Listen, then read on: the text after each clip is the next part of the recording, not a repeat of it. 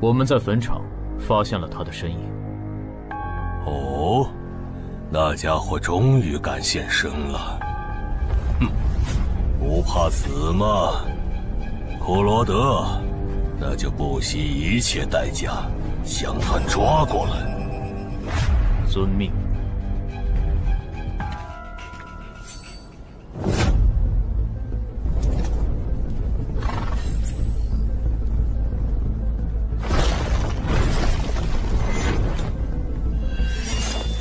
是不是打败你，才会放过我？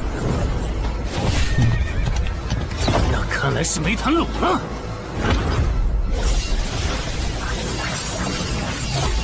这下躲不掉，也来不及格挡。这就是你的实力。还没分胜负呢。敬酒不吃吃罚酒，那就把你变成亡灵带回去。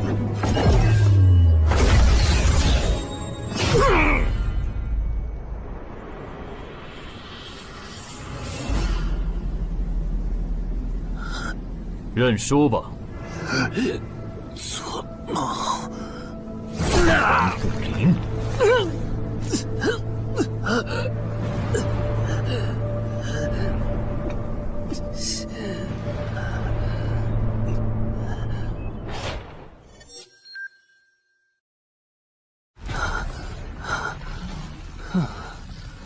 还好只是梦啊！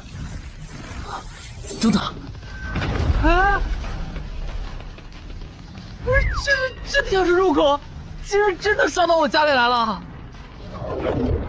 ！2030年，世界各地相继出现地下城入口。在经历了一系列探索、争夺、开发和地下城失控所引发的骚乱后，各国政府确认了5件事：一、入口无法被破坏，但攻略地下城可以使其关闭。2. 如果未能在规定期限内攻陷地下城，那么该地下城入口将翻转，地下城内的怪物将走入这边的世界。3. 步入地下城并存活的人类将成为冒险者，自此踏上超凡之路。4. 地下城内的怪物等级越高，攻略该地下城的收益越高。5. 最高等级的地下城 BOSS 连核弹亦无法完全消灭。过去10年，地下城入口逐渐被公众所接受，有关地下城和冒险者的情报也被允许逐步公开给公众。冒险者周刊报道显示，冒险者人员十分稀缺，但却人均千万富豪。这一消息令冒险者这一职业变得非常受欢迎。对普通人来说，冒险者就是一步登天的门票。所以你过去3年的冒险家生涯，为你赚取了超5亿的财富。当然，对于刚刚成为传说级冒险家的我来说，这只是个开始。但少有人知道，每一位高等级冒险者的背后，都有许多普通冒险者和无辜平民的牺牲。而我们的主人公陈海，恰好是知晓这一秘辛的少数人。你还真是给我出了个大难题啊！能让人一夜暴富的地下城，可对我来说也没啥用啊。毕竟我又不缺钱，而且我记得地下城的死亡率好像很高，搞不好我会死。要不把它上交给官方冒险者协会算了，说不定可以换点特别的好处。嘿嘿嘿嘿。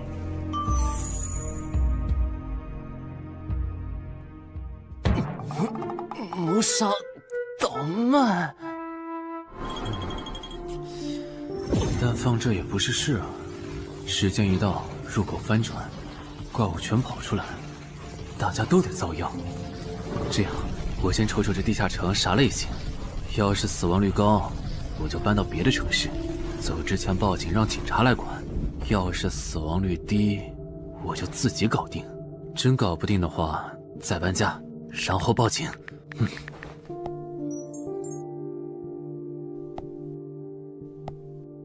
嘿，运气不错，是 Level 2的狩猎型入口。地下城入口的等级可以靠入口的规模判断，陈海家的入口太小，只能是入门级。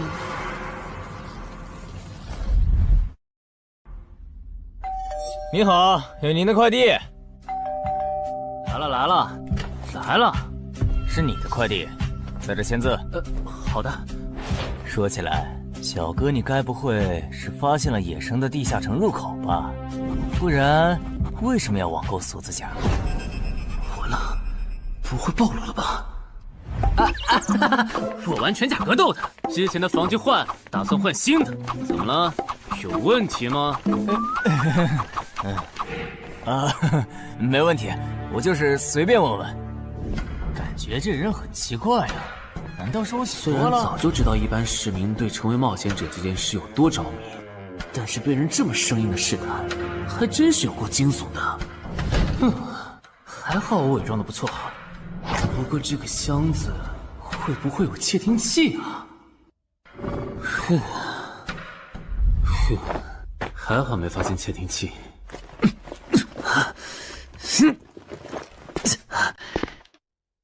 忍住，还有胸口也有一点点闷。怕眼镜在战斗中不方便，从而携带了隐形眼镜。没有防身武器，就在附近消防器材店随便买了把消防斧。啊，锁起来倒是不影响，还行。那么，出发吧。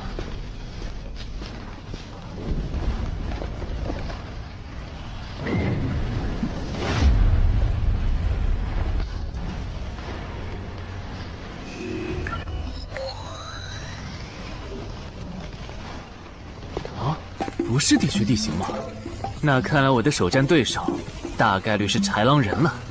讨厌，这套锁子甲没白买。说起来，根据官方提供的情报，新人进入地下城后会激活冒险者面板，脱离条件也会出来。我的呢？来了。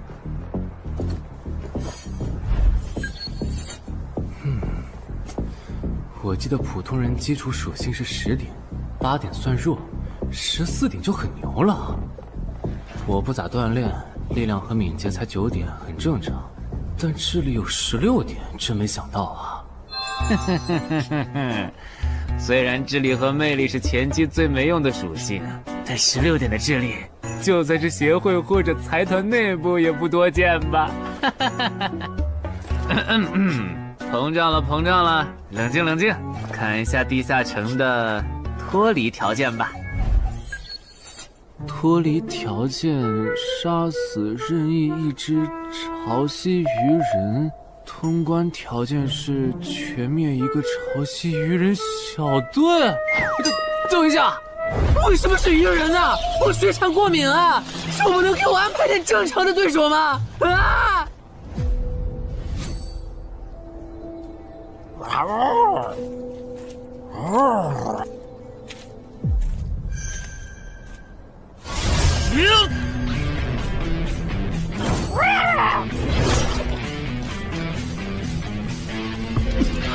不是吧？这都被躲过去了。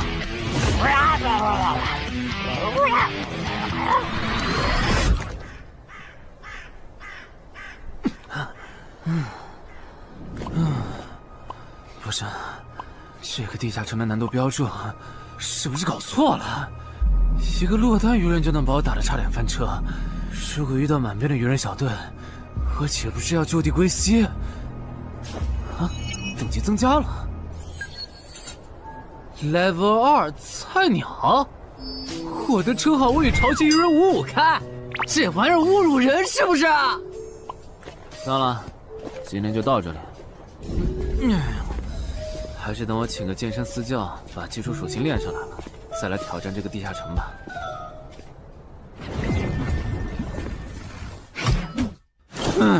累死我了，半年的运动量都干出来了。又咋了？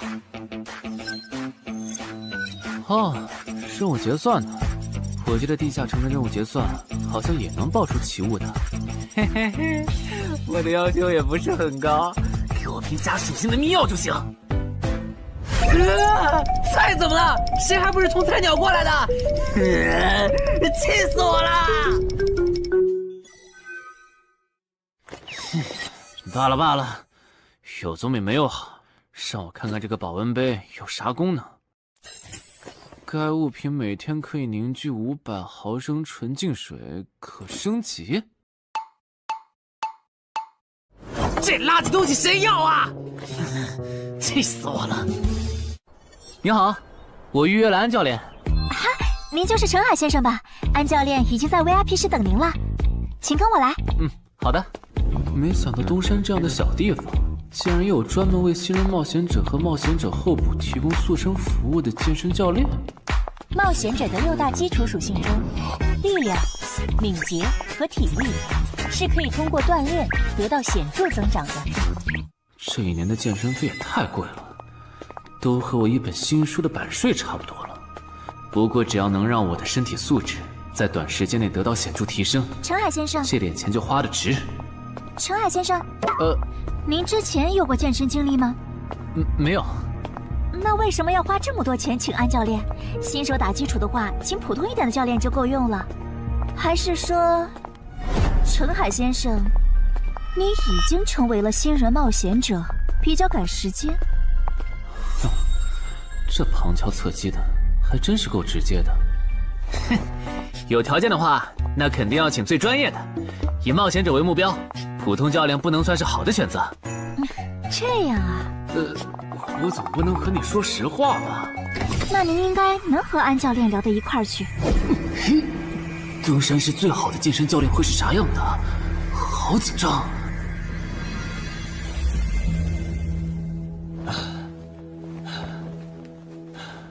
啊！和我预想的完全不一样，我还以为会是个肌肉兄弟，结果到头来，这不是个小白脸吗？课程这么贵，竟然也能预约得出去？开玩笑的吧？就是你想成为冒险者，跟我来吧。3、4。我撑不住了，教练。 5，真的撑不住了。好，到这里吧。30公斤举了5次，换算一下，你目前的单次最大重量应该在35公斤。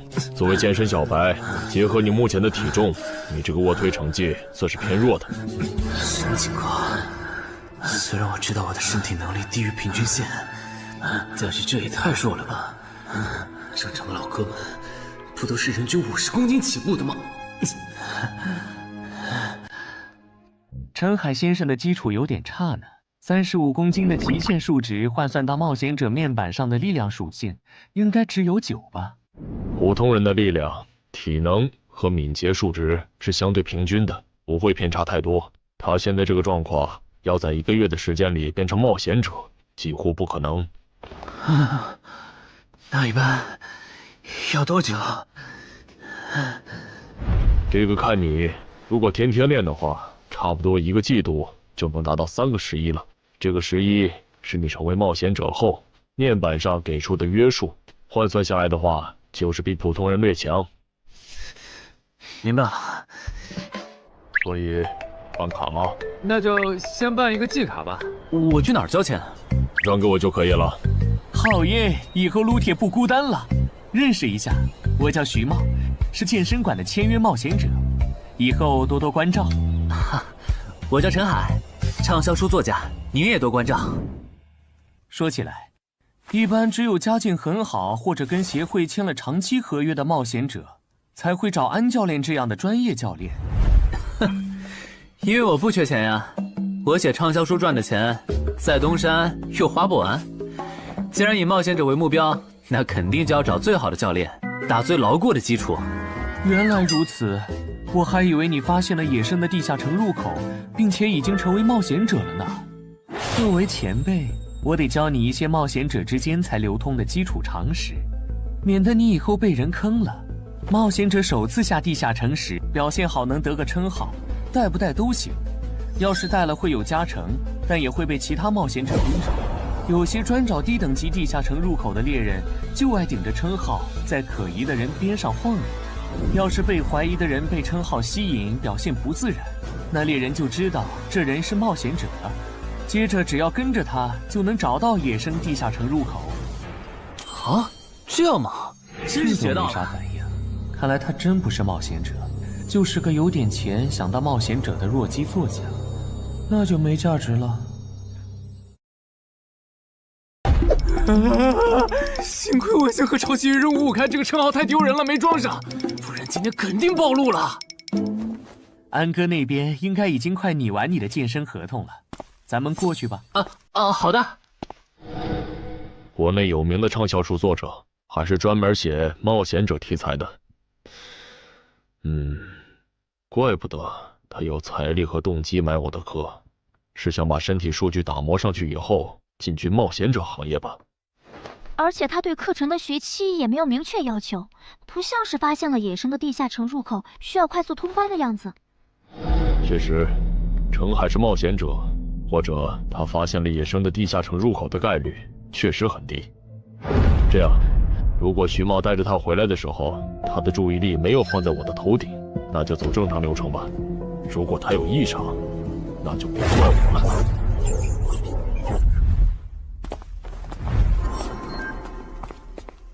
合同拟好了，你看完如果觉得没问题就签吧。好的。怪问，不是吧？连健身馆的3A 级教练也……这边。那小子刚才看我的时候表情正常，视线也没停留在我头顶的称号上，看上去不像是刚发现地下城入口的小白。徐茂，你没做多余的事吧？怎么会呢？我可是健身馆的签约冒险者。那就没有持续关注的必要了。签好了。这份是您的，请收好。等下安教练会带您做体能测试。好。行吧。和我判断的差不多，你的体能也偏弱，敏捷测试就不做了。接下来的1周，我们主要做力量和体能塑造。你一般什么时候有时间？什么时候都有时间。行，那明天上午10点来健身馆找我，早饭别吃太油的。没想到国内规模最大的健身机构竟然会干这种勾当，依靠对新人冒险者和冒险者后补的身体塑造业务来钓鱼。如果我今天的演技再差一点，就要被他们瞧出问题，吃干抹净了。怪不得东山这种小地方会有3A 级教练常驻，恐怕全国各地……等等，这样看，所有和冒险者沾边的服务应该都有坑，包括我买的锁子甲。还好我当时觉得在同一家店购买防具和兵器的行为有点不打自招，不然网购锁子甲的时候就暴露了。看来我还是低估了冒险者这个职业的潜在风险。得调整一下计划了。原本想着等锻炼的差不多了以后再来挑战这个地下城，但没想到现实世界如此残酷，针对低等级冒险者的坑到处都是。虽然今天运气好避开了一个坑，但我总不会每天都有这么好的运气吧？只能冒险来地下城提升冒险者等级了。这次的脱离条件是鱼人眼珠吗？对了，不知道昨天那只的眼珠可不可以？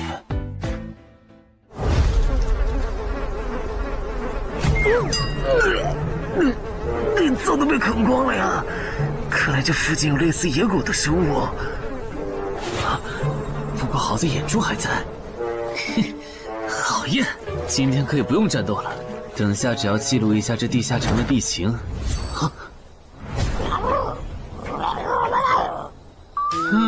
鱼人呢？我还以为是什么呢，吓我一跳。只是一只落单鱼人的话，我根本……一只还好，2只我肯定打不过呀！快润！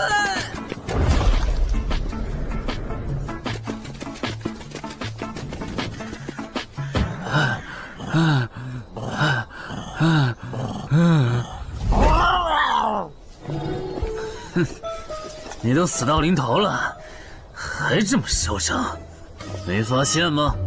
你和你的同伴跑散了。哼哼，现在换我来进攻了。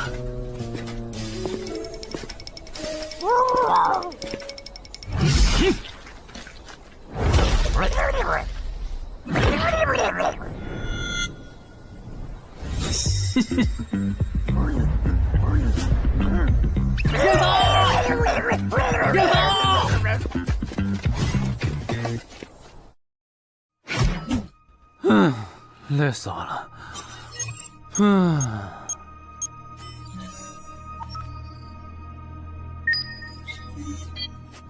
是吧？这次的评分明明更高，为什么反而没奖励啊？入门级地下城的暴率原来这么低吗？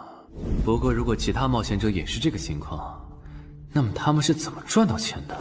还是说有什么常识是别人知道，但我不知道的？明天找机会去问徐茂和教练。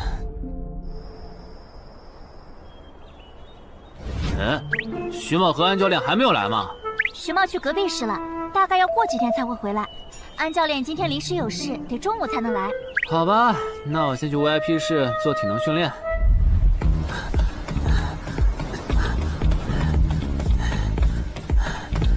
我外出的这几天，他都是这个训练强度。对，那可真够拼的。这样看，用不了多久，他就能把力量和敏捷提升到11了。对，如果他能一直保持1个季度下来，力量、敏捷和体质恐怕都能到12。说起来，教练你就没考虑过把他吸收进健身馆吗？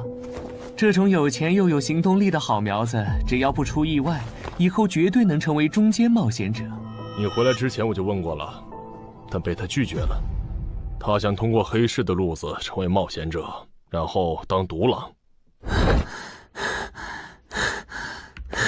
陈海，你这也太拼了，练这么猛很容易受伤的。还是说你打算今年就成为冒险者？能尽早成为冒险者，肯定要尽早。拖久了，以我的财力恐怕就上不了车了。毕竟时间越往后，冒险者名额的价格也就越贵。倒也是啊。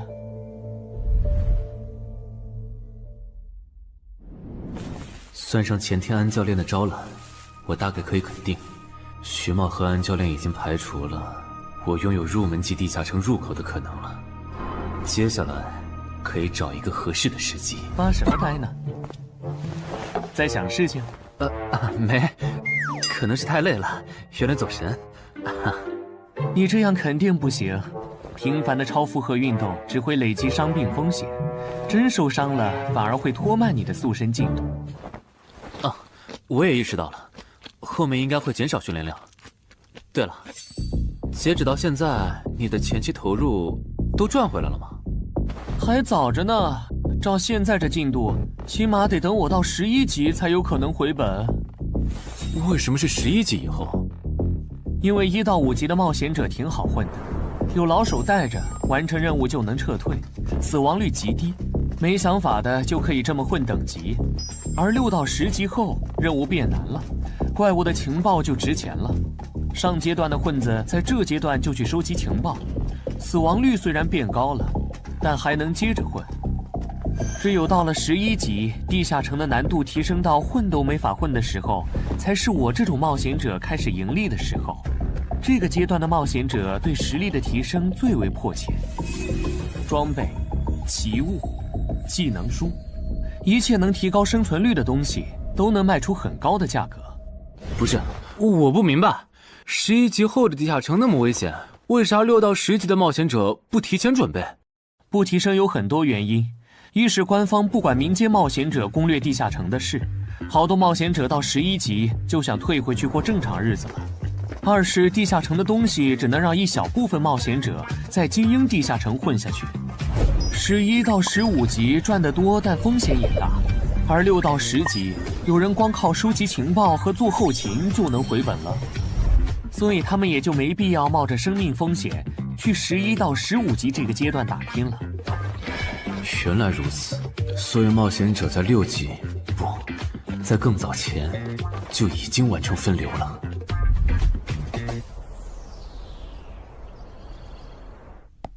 哼，真是学到了，怪不得我在论坛上很少找到有用的情报和攻略，原来有很多人靠卖靠谱攻略和情报赚钱。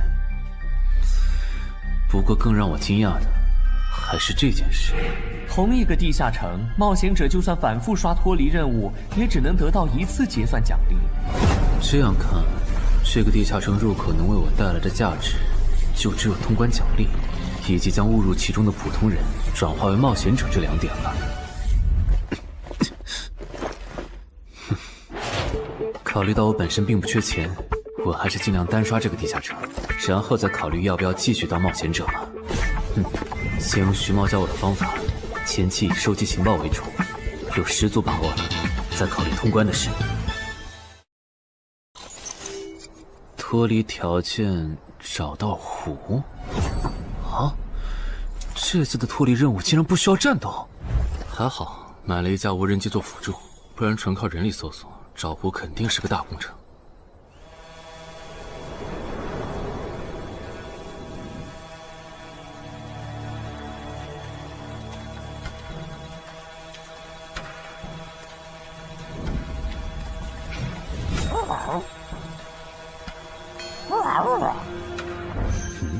这是什么？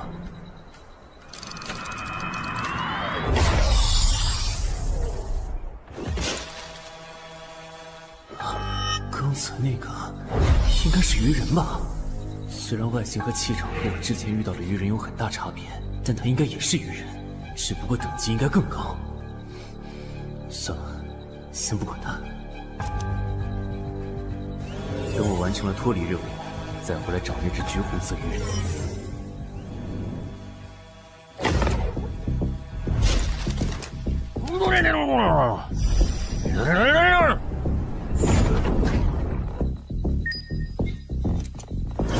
找到了。哼，怪不得森林地形的地下城会刷出鱼人这种怪物，原来森林深处藏着一个这么大的湖吗？这样的话，脱离任务就算完成了，不用和鱼人接触可真好啊。接下来，是那只橘红色的特殊鱼人。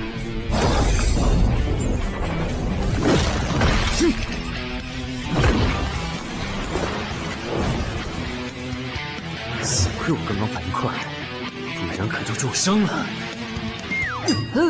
不过我新买的无人机的遥控器，我的心在滴血啊！不对，现在不是想这些的时候。这只鱼人的速度太快了，我必须慎重对待。啊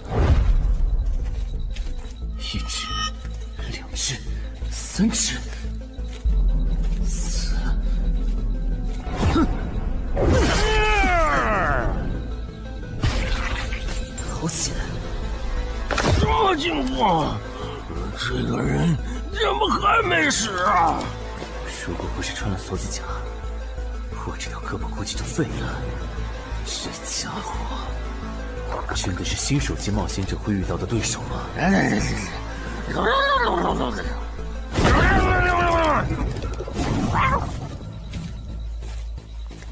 如果只是和这只橘红色鱼人单挑也就算了，关键我还得抽出一部分精力来处理身后这几只杂兵。不管怎么看，这个地下城的难度绝对超纲了呀！要不逃吧？脱离通关任务重置了。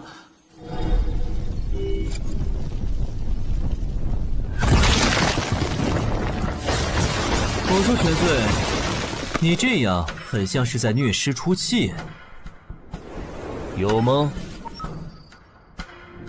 归根结底，还不是这只哥布林太弱了，扛不下我的拳头。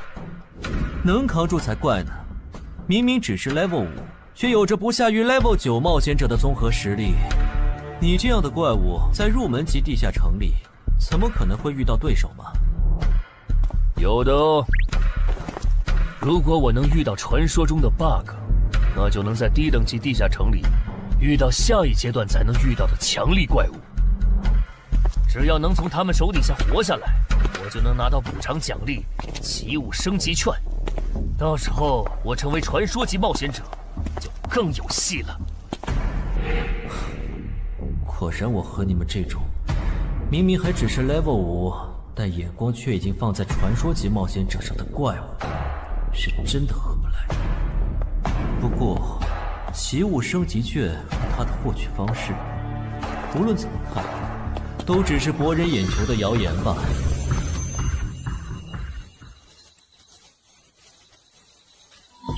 在高战力异常鱼人个体的追杀下活过3分钟，任务完成后将得到额外补偿，奇物升级券。不是吧？我都准备逃命了，你给我整这个，要玩死我吗？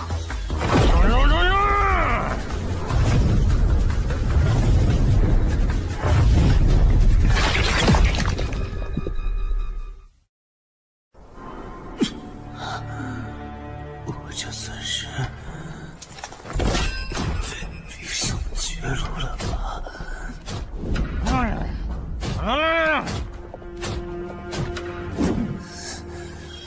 早知道当初就不该成为冒险者，好好当个畅销书作家不好吗？虽然嘴上这么说，但我其实很清楚，这些年因为写冒险小说的缘故，我一直对地下城有向往，向往自己成为冒险者，体验那紧张而刺激的冒险者生涯。是的，虽然我怕死，人怂又不能打，但我的冒险人生绝对只过于此。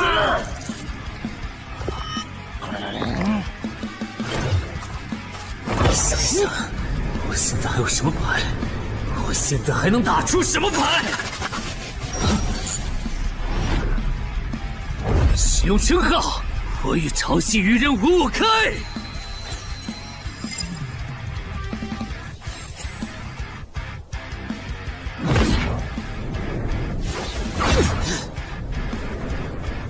身体变轻盈，力量也变强了一点。不止如此，这些鱼人的动作也变得迟缓了许多。我的动态视力也加强了吗？能行，现在的我能行。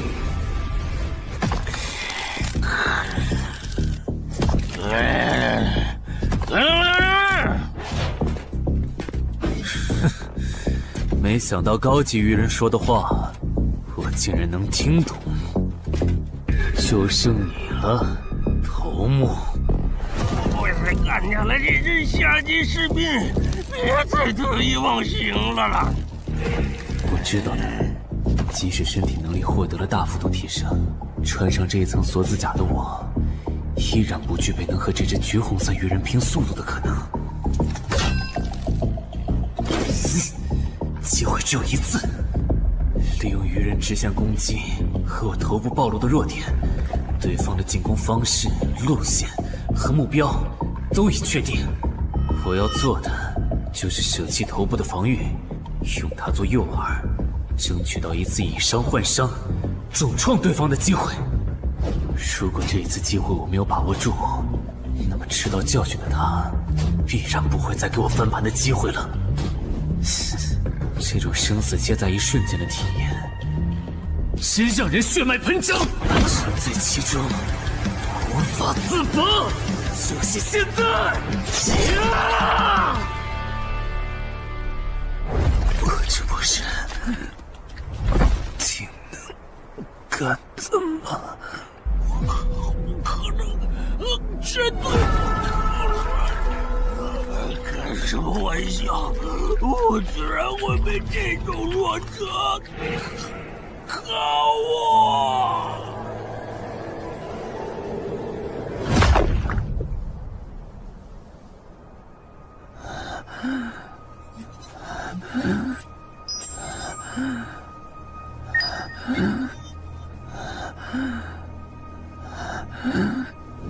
这下总不能还判定我是菜鸟了吧？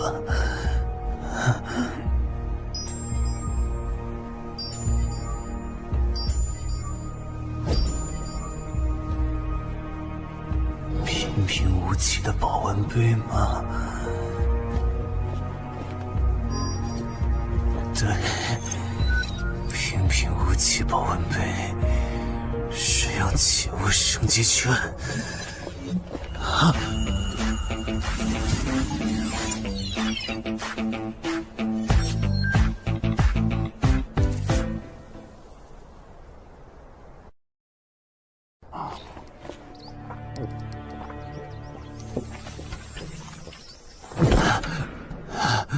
活过来了。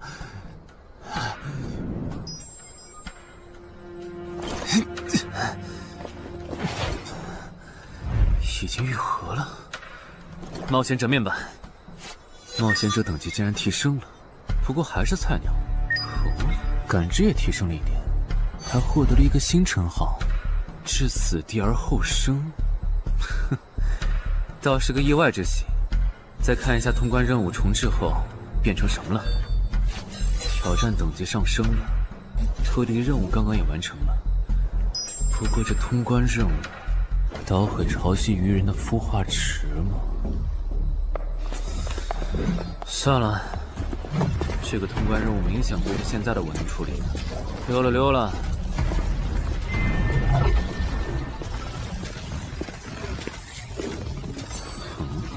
是错觉吗？怎么感觉这个地下城入口变大了？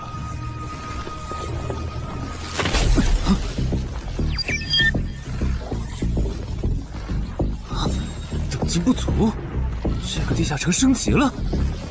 这么看来，我刚才完成的脱离任务，其实来自更高等级的地下城。怪不得任务难度提升了那么多，脱离任务掉落的奖励这么丰厚。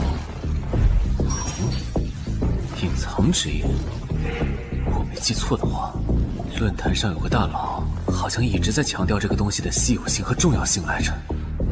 哼，那必须要转职啊！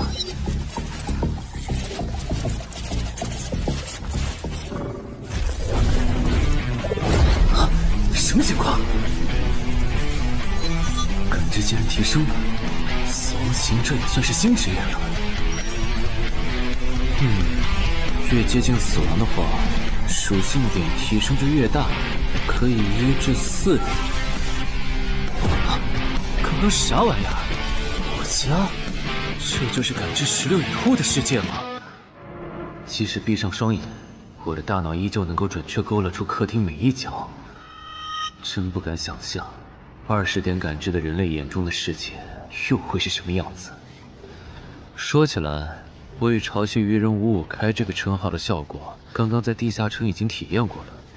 这个至死地而后生的称号，效果又会是什么呢？被逼入绝境以后，就能得到力量、敏捷、感知，每个加4点的加成。这个称号的触发条件和死亡行者的触发条件差不多哎。等等，也就是说，死亡行者搭配至死地而后生，极端条件下可以给我带来8力量、8敏捷、9感知的提升。哈哈哈哈哈！这也太超模了吧！胆子再大一点，以后遇到打不过的敌人，我完全可以靠自残触发效果让属性提升。等干掉敌人以后，再用稀奇古怪的回血药水把状态拉回来。而且回血药水的用处也不止于此，有了它，我再也不用担心健身过度肌肉拉伤了。反正每天都能回一次血，完全可以想怎么练就怎么练。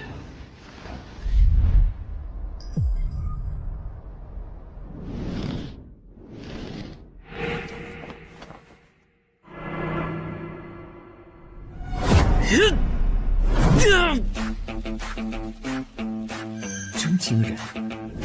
谁能想到，不久前还只是个健身小白的他，只用了不到2个月，就达到了正常人要用1年才能取得的成果。就他那训练量，换别人来早就去 ICU 报道了。但他一通瞎练下来，还能活蹦乱跳，这说明他体质很牛啊，至少有16，甚至都有可能17或者18了。安教练，你这次是看走了眼呐。陈海还在练呢。啊，恭喜啊！你现在的力量、敏捷应该已经到达12点了。以你现在的身体素质，准备充分的话，是完全有能力完成新手级地下城的脱离任务的。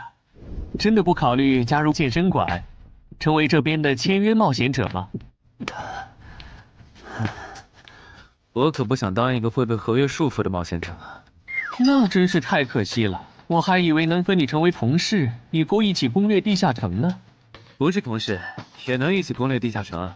对了，我打算从散人手里购买冒险者名额，这方面你有什么忠告吗？忠告吗？不是同事，也能一起攻略地下城啊。对了，我打算从散人手里购买冒险者名额，这方面你有什么忠告吗？忠告嘛，那我推荐你去找散人联合。散人联合？我没记错的话，他们好像是国内最大的散人集团吧？对，如果你想走黑市的路子购买冒险者名额，那么我只推荐你选择由散人联合提供担保，或者他们自营的低等级地下城入口。为什么？我感觉找独狼冒险者明显更好啊，省钱又省力。因为涉及到冒险者名额买卖，无论买方还是卖方，其实都存在巨大的交易风险。卖家怕遇到伪装成萌新的入口猎人，买家怕交了钱对方不办事。但有散人联合的介入就不一样了，虽然他们的佣金很高，但是作为冒险者资格地下城相关产出生意的龙头，他们为买卖双方提供的契约书还是很值得信赖的。原来如此。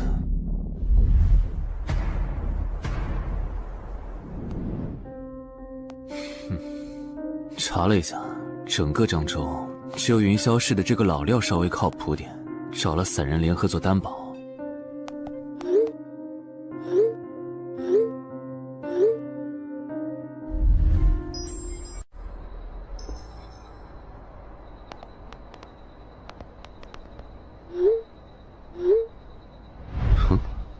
这边，云霄老司机。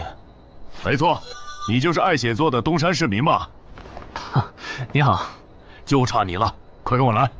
签完契约书以后，我好带你们去地下城。好了，契约的内容分3项：一，交易完成前尾款将由我方承担；二，双方都不能做出违反安全协议的行为；三，不能向任何人暴露此地下城入口的具体位置。诸位对契约内容有疑问吗？没有。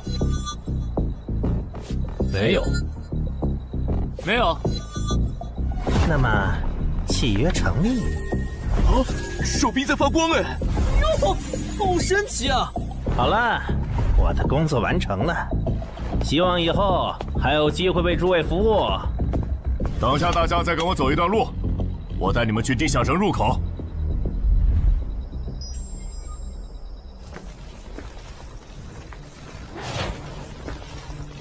这个地下城入口的位置确实隐蔽，难怪没有被官方和云霄市的资本发现。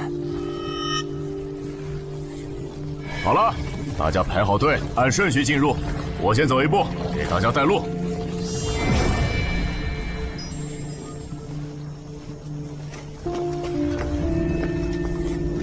这批新人怎么样？太酷了！我也是冒险者了，真好。还行，没有看起来像刺头的。那就好，等会儿记得我们之前说的。卖家原来有2位吗？好了，大伙儿看向我这里，学着我的样子对空气喊：“冒险者面板！”冒险者面板！大家可以在冒险者面板的个人信息栏查看到自己的基础属性，往下滑动，可以在任务栏查询任务。不是吧？我的基础属性原来这么低的吗？冒险者面板上的内容只有冒险者本人才能看到，所以不用担心个人信息暴露的问题哈。麻烦大家把你们的脱离任务报一下，我这边做一个整理。任务？妖，这个物种论坛的入门级地下城怪物图鉴里好像没有，这个地下城有问题。这个地下城该不会和我家里的那个一样，存在某种致命的设定吧？基于幸存者偏差，如果一个入门级地下城的怪物没有被收录进论坛的新手常见怪物图鉴，那只有2种可能：要么它确实很罕见，要么就是遇到它的冒险者基本都死在地下城里了。警告！警告！此人违反了安全条例，未说出正确的脱离任务。那个眼镜男说谎了？不是吧？这才哪儿到哪儿啊？就有人触犯安全条例了？你听我解释，肯定是他出 bug 了。契约式的契约当然不是绝对的，但对你这样的菜鸟来说，它是不会出问题的。你的脱离任务绝对不是采集高价值草药，你骗了我们。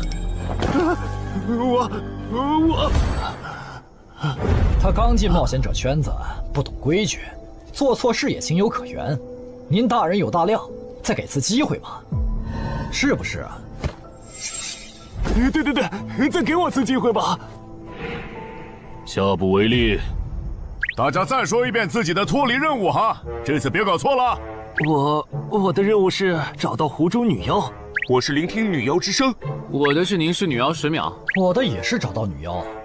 接下来我会带大家去女妖出没的林中湖泊，大家跟紧一点，别掉队哈。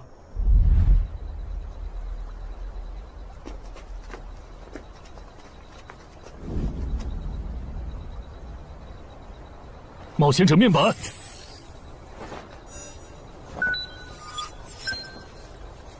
哎，他在干嘛？呼唤湖中女妖。他怎么知道这样做可以召唤湖中女妖的？这就涉及到商业机密了。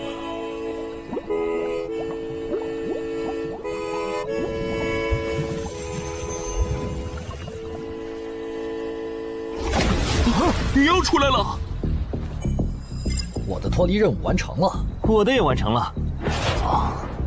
8、9、10。大家把耳塞戴一下，女妖马上就要唱歌了。不戴的话会怎么样？女妖的歌声会破坏你的大脑。刚成为冒险者的 Level 1萌新，一整首听下来，大概会当场暴毙吧。什么？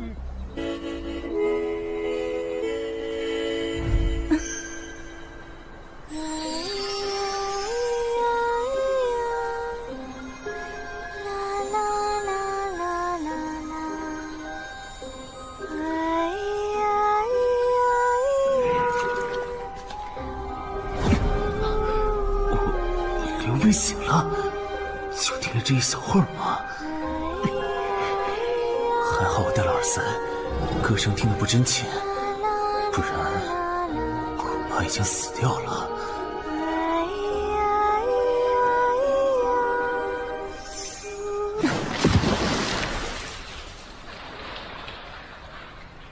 大家的脱离任务都完成了吗？都做完了，那咱们就原路折返回去了哈。搞笑，让我们原路返回？来之前我已经查过了，地下城里的植物和矿产都是很值钱的。你这么急着赶我们走，不会是想要独吞这个地下城的产出吧？我们可是付了钱的，为什么不能在这个地下城采集高价值草药和矿产来回血？等一下，咱们的契约书里可没有这条。但也没有不准我们完成脱离任务后采集高价值草药和矿产的条例吧？原来冒险者还可以在地下城内采集草药和矿产的吗？你不知道吗？其实大部分冒险者并不具备通关能力的，他们主要的盈利方式就是搬运地下城内的物资和收集怪物情报。你是觉得脱离任务已经完成了，我们又碍于契约不能对你出手，所以可以发难了是吗？不然呢？真是笨蛋！但有一点你没考虑到，那就是我并没有和你们签订契约啊。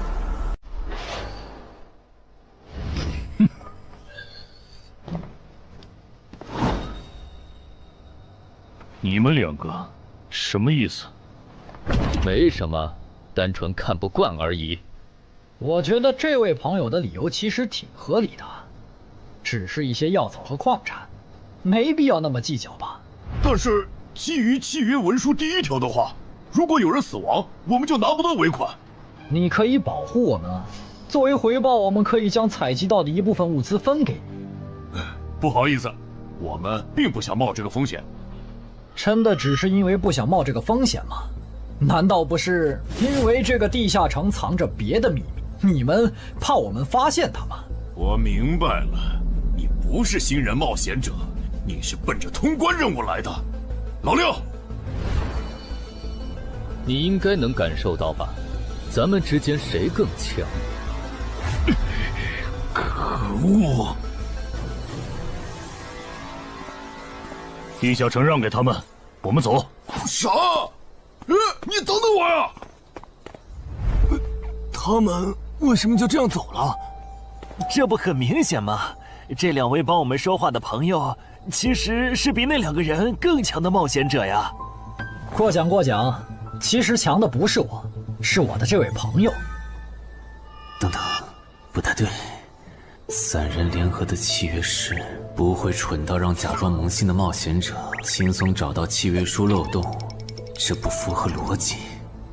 大家可以自行选择，接下来是单独行动，还是跟我们一起行动？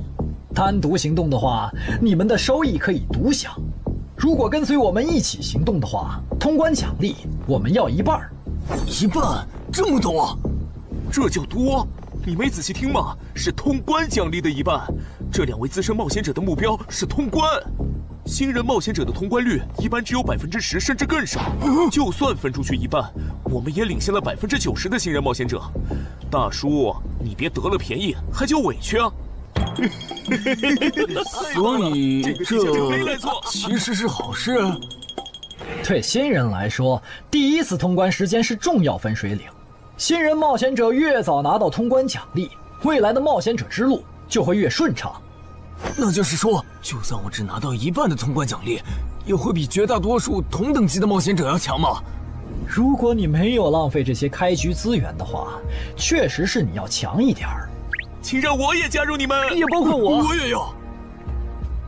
那帮没良心的，签契约书前都说好了，只涉及脱离任务，其他不包的。任务一完成，他们就变脸了。差不多得了，都走了这么远，他们不可能再跟着了。你不用演了。哦。嘿嘿，不过你这次演技提高了不少嘛。刚才我一度以为你打不过那个顶着战斗专家称号的冒险者来着。我确实打不过他。啊？不过他也很忌惮我就是了，要不然不会用劝退的方式赶我走。原来如此。那你觉得他们能通关吗？可能性太低。个人判断，这批冒险者里，最多只有1到2个幸运儿能活着走出这个地下城。什么嘛，这不就和之前的几次一样了吗？真没意思。哇，酷哎！既然大家已经决定联手通关，那我也不藏着掖着了。我能够为认同我、信赖我的队友带来一点基础属性的随机增幅。他说的是真的，我的力量加了1点，我加的是感知，我的也增加了。体力涨了1点。原来团队领袖这个称号是用来提升自己的队友啊，还怪好用的。我这边还有一个问题，我们现在只知道口琴声能召唤女妖，并不知道其他的召唤方法。女妖要是一直躲在湖里，大家的通关任务就没法完成。这不是问题，我的称号可以让我强制激怒指定目标，被激怒者将减少2点智力，变得冲动易怒。他也是冒险者吗？至于建立强制对话的方法，只要引起对方的注意就可以了。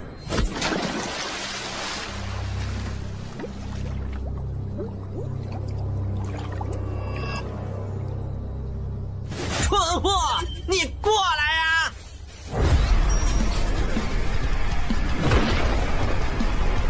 嘿，成功了，他被我激怒了。剩下的交给我吧。大家散开，让战斗专家来监视女妖，其他人换上耳塞，在外围找机会。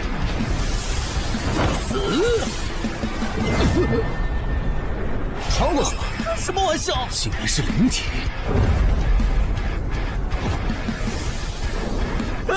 等一下！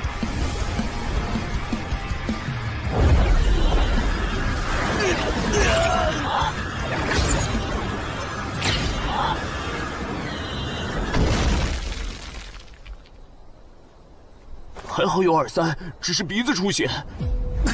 不是吧？这个女妖原来是个妖魂。娘，有把握吗？有，但是会比较费时间。上一个地下城刷出来的僧侣之拳应该会有效，但熟练度还没上去，打起来会很慢。慢就慢了，这只女妖应该没有其他攻击手段，对我们的威胁很小。我有预感，这个地下城的通关奖励会非常丰厚。哼，愚蠢的选择。等等，你先别走。不是吧？10万个人里都不一定能出一个的感知16点的人，竟然让我……你为什么觉得他们的选择是有问题的？使用称号，他们当我不存在。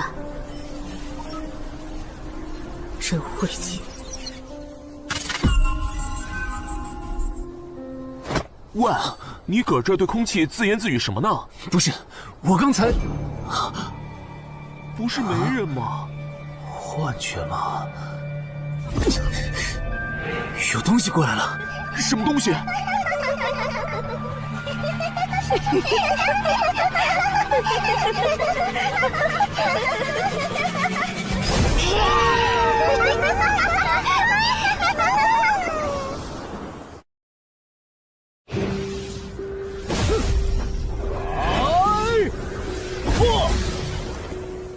有效果了！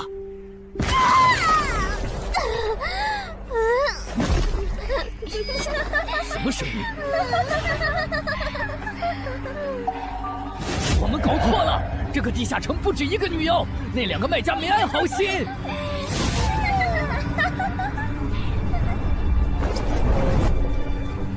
不是吧？这也太多了！不行，这个数量耳塞已经没用了。还傻站着干什么？跑啊！为什么总是让我遇到这种事？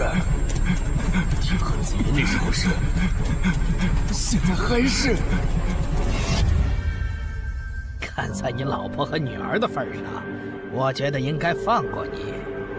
谁叫我最喜欢看别人抱憾终身，活在憎恨和痛苦中的样子呢？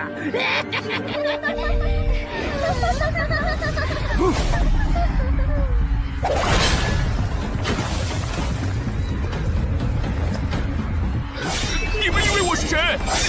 给我滚开！妈妈，我错了。来呀，也不怕你们！来呀！被摆了一道啊！怪不得那2个入口持有者的契约没限制3级以上冒险者进来，原来是想引4到5级的冒险者来通关。等我们团灭后，就进来捡我们的通关奖励，真是好算计。关于如何杀死这些女妖，你有建议吗？这声音，有建议就赶紧说。女妖不光靠声音攻击，还有别的攻击手段。我费了听觉才勉强躲过第1轮奸笑。你是爱喜做的东山市民？对，真是看走眼了。没想到你一介新人竟然比我们这些老手反应还快。但是你不是听觉被废了吗？怎么还能听到我说话？哦，我感知16，可以读唇。原来如此，这个地下城我认为是无解的。那些女妖能免疫一切物理攻击，老实说，这根本就不是正常4到5级的冒险者小队能处理的。哦，所以你也没有办法。还有一个办法，除了僧侣之拳，阿良还有一瓶被僧侣祝福过的神油，涂抹长剑后，应该也能伤到那些女妖。不过，这也就给你能伤到他们的力量。我不信新手冒险者能从这么多幽灵的围攻里杀出去。但总不能坐以待毙吧？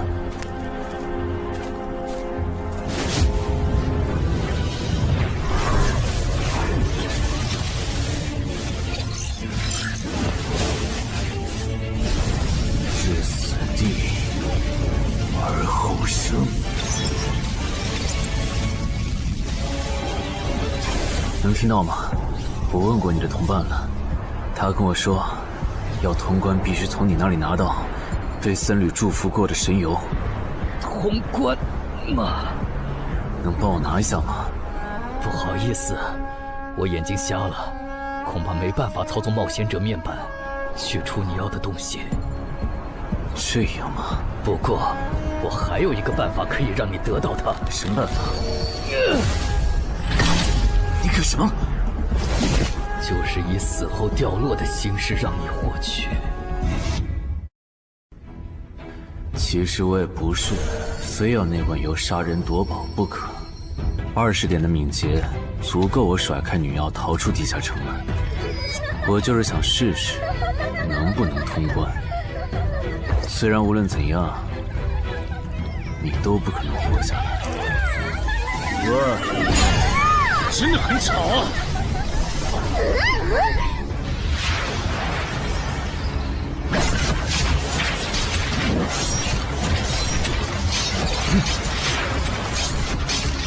对邪恶生物伤害加0点，那么开始反击吧！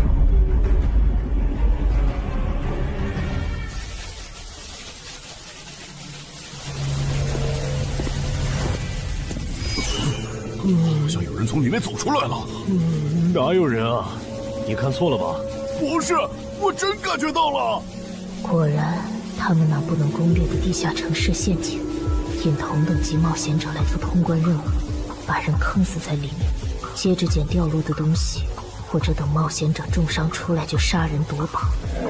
雇主的儿子应该就是这么被害死的。石斧秃鹫是指利用高难度地下城坑杀同等级冒险者，然后拾取对方掉落的堕落冒险者。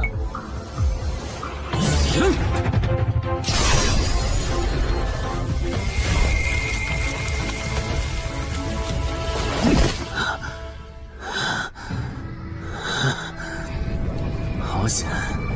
如果再多几只女妖，我恐怕就要被逼出回血药水这个点牌了。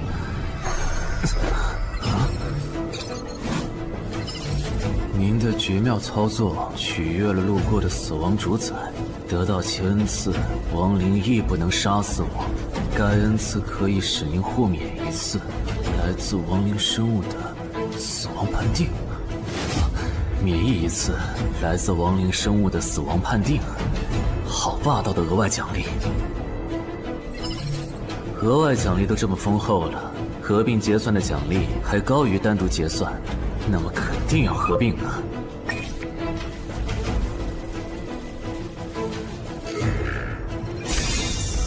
哼，果然，除了稀有级奇物和新称号以外，还给我报了2个专属技能。这个地下城的奖励太丰厚了，难怪它的难度如此超标。爱写作的东山市民，你还活着吗？怎么没声音了？哼，差点把他给忘了。你现在感觉如何？能站起来吗？有点难，那只能扶着你了。其他人是不是都死了？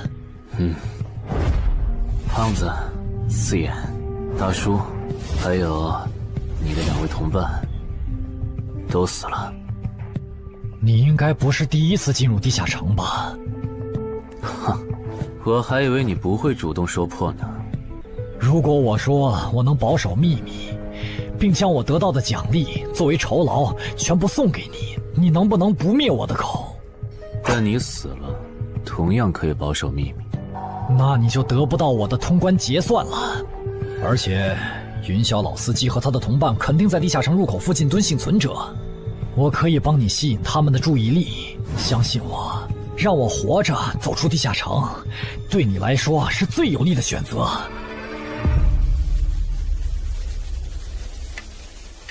看到了吗？这才是真有人出来了。哎呀，刚才那次算我看错行了吧？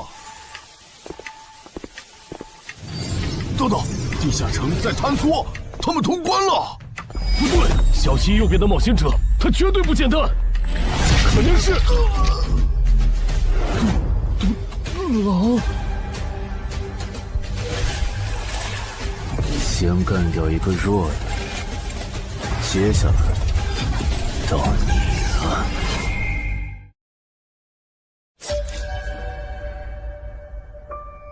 东山市民，你好大的胆子！不是吧，不是吧？不会真有人觉得自己坑完人不会被报复吧？呵呵，这么霸道的吗？闭嘴！哎呀，我好怕呀！你这家伙，找死！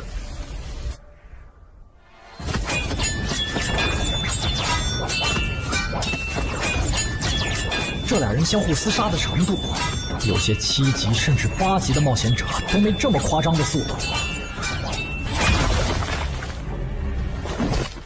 不可能！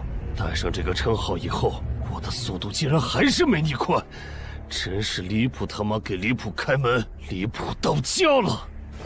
你的敏捷难不成有17，甚至18？可，你猜？冒险者面板，哼，不比速度了。不比了。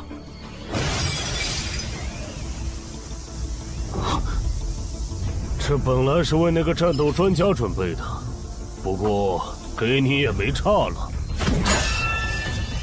来好好感受一下我从黑市高价购买的变种蜘蛛毒素吧。什么嘛！你这毒套完全不行啊，比普通人还差，连反击的力气都没有了吗？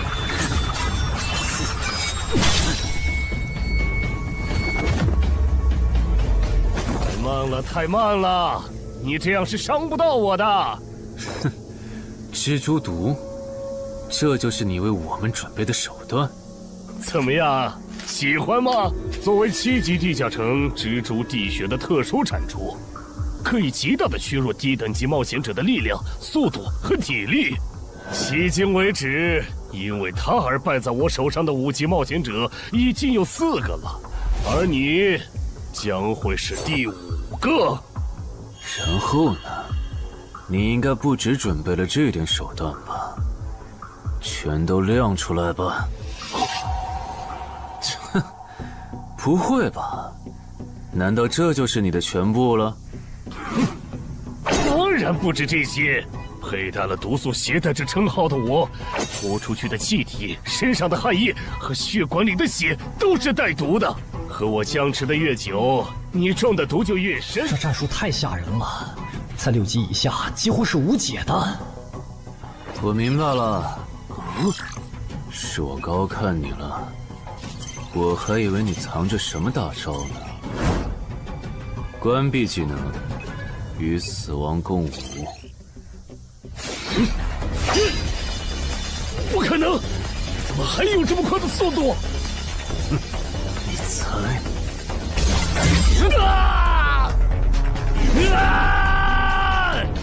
别太得意了！太慢了，太慢了！你这样可是伤不到我的。不可能，绝对不可能！你明明只是个独狼，怎么可能比杀了大量5级冒险者的我还强？没什么不可能的，在舒适区里泡着的你，永远也看不到与死亡同行之人所看到的风景。但是，溺死的往往都是会水的，散人只有劣势更弱小的散人，才能积攒出大量的财力和武力。我的路才是正确的。对普通人来说，或许你才是对的。不过，在我看来，与死亡同行之人，如果走到了极致的话，未必不能超越死亡。不是吧？那么强的人，竟然这么轻易的被……啊！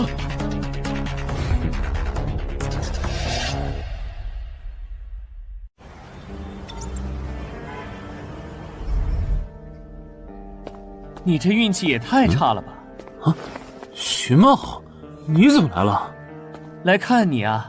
第一次进地下城就遇到了能免疫物理攻击的怪物，好不容易通了关，还被师傅秃鹫堵门。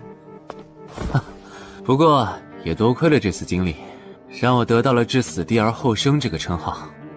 也是，还算幸运。那些传说级冒险者，哪个没在5级以前越级挑战过对手呢？对了，个人建议不要让别人知道你的主要称号，情报泄露是很致命的。冒险者要防的不只是地下城的怪物。原来如此，学到了。虽然女妖之森的入口持有者，官方说是被另一个幸存者杀了，但我查过，那人主要称号侧重团体战斗，单人作战能力没强到能杀掉2个石斧秃鹫，所以怎么了？我脸上有什么东西吗？没什么，我只是突然想起来，高教练月底就要回东山了。你这边养好伤以后，记得回健身馆报道。关于你的塑身计划，要进入第2阶段了。好的。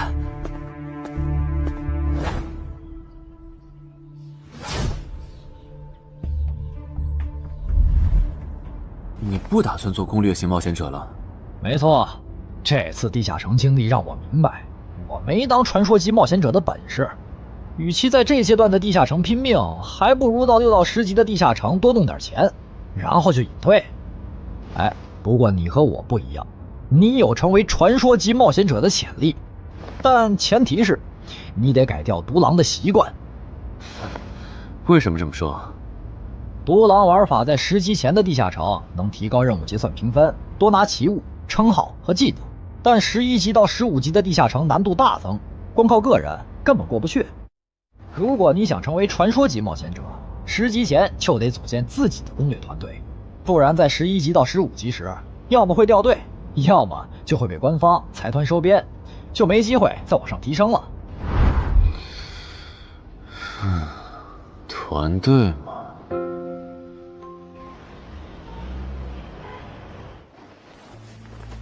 害死我儿子的秃鹫们已经死了，杀死他们的人就在这2名幸存者之间。你认为谁才是帮我儿子报仇的恩人？他。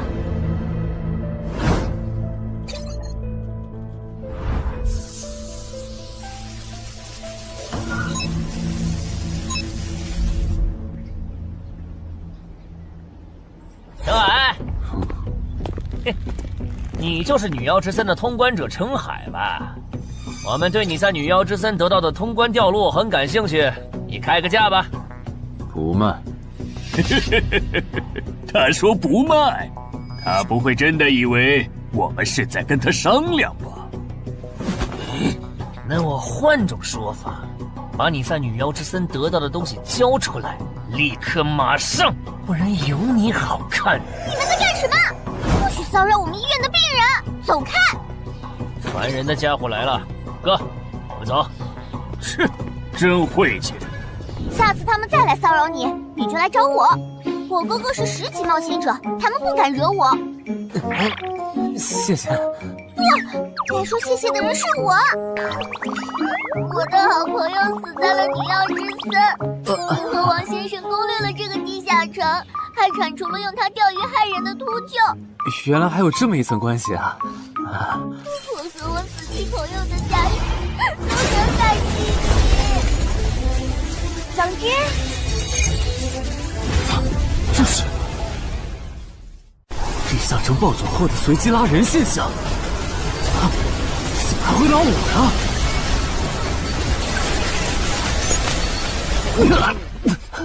突！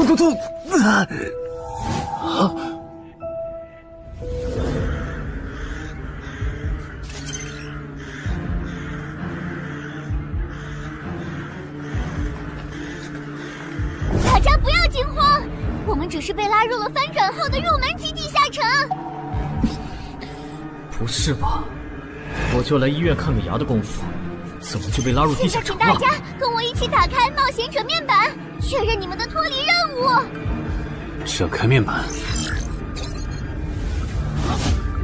5级的生存类地下城，哇，这次可能要死很多人。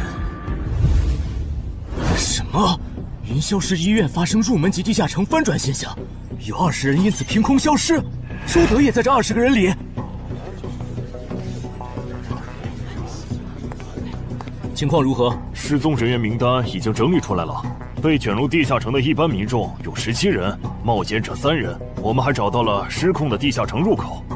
不过什么？你的脱离任务和通关任务是什么？消灭10具骷髅士兵，存活1小时。你的呢？我的也是。那看来大家都一样。老弟，咱们的脱离任务难度和他们的不一样啊。还有那个叫陈海的小子也被拉进了这个地下城。正常，生存类地下城的脱离任务是根据挑战者实力的强弱划分的。至于那个叫陈海的，等咱们做完了脱离任务再去找他。那个，大家听我说，这个地下城非常危险，请大家捡起地上的兵器，3到5个人为一组，凑齐脱离条件以后，尽快离开吧。完成脱离任务以后赶紧离开？你算老几啊？在这指挥本大爷？说不定是人家想把咱们忽悠走了以后，独吞地下城的宝藏呢。不是，这个地下城真的很危险。是他蠢货脑子有坑吧？对地下城的危险没有认知也就算了，还在这带节奏。这位先生是非常强大的冒险者，他前几天刚通关了一个难度非常高的地下城，还和同伴联手除掉了10府秃鹫。真的假的？就是锦城家园那栋烂尾楼，听说害死了好几10人。哦，想起来，请大家相信他的判断。这个护士干嘛一直夸我呀？好烦呐！不过好在效果还行，能引起这些新手的重视就好。等一下，如果这个地下城真的那么危险，那你觉得就凭我们这些普通人，真的有能力完成脱离任务吗？先不说消灭骷髅士兵有多难，就按你说的，3到5人一组去猎杀骷髅士兵，最后肯定是青壮年组队，老弱被抛下。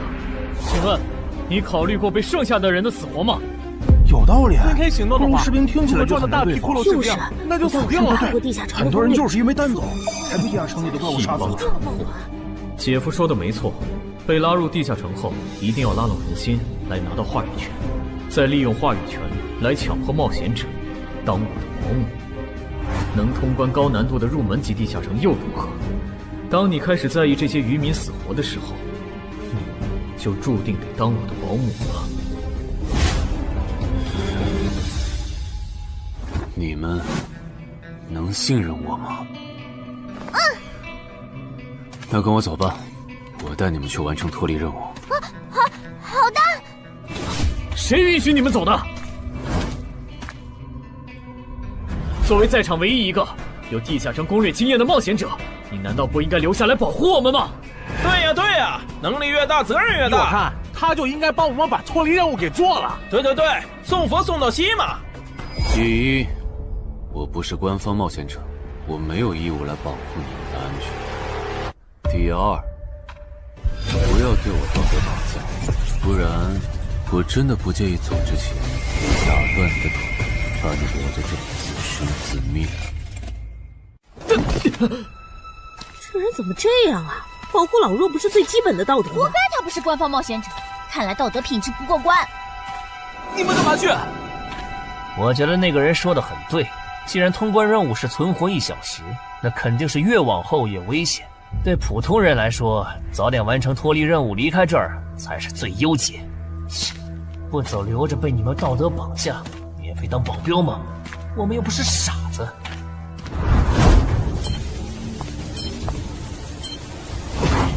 怎么是他？这个地下城有什么问题吗，尚科长？这个地下城最大的问题在于，接下来的1个小时，能有几个人活着走出来？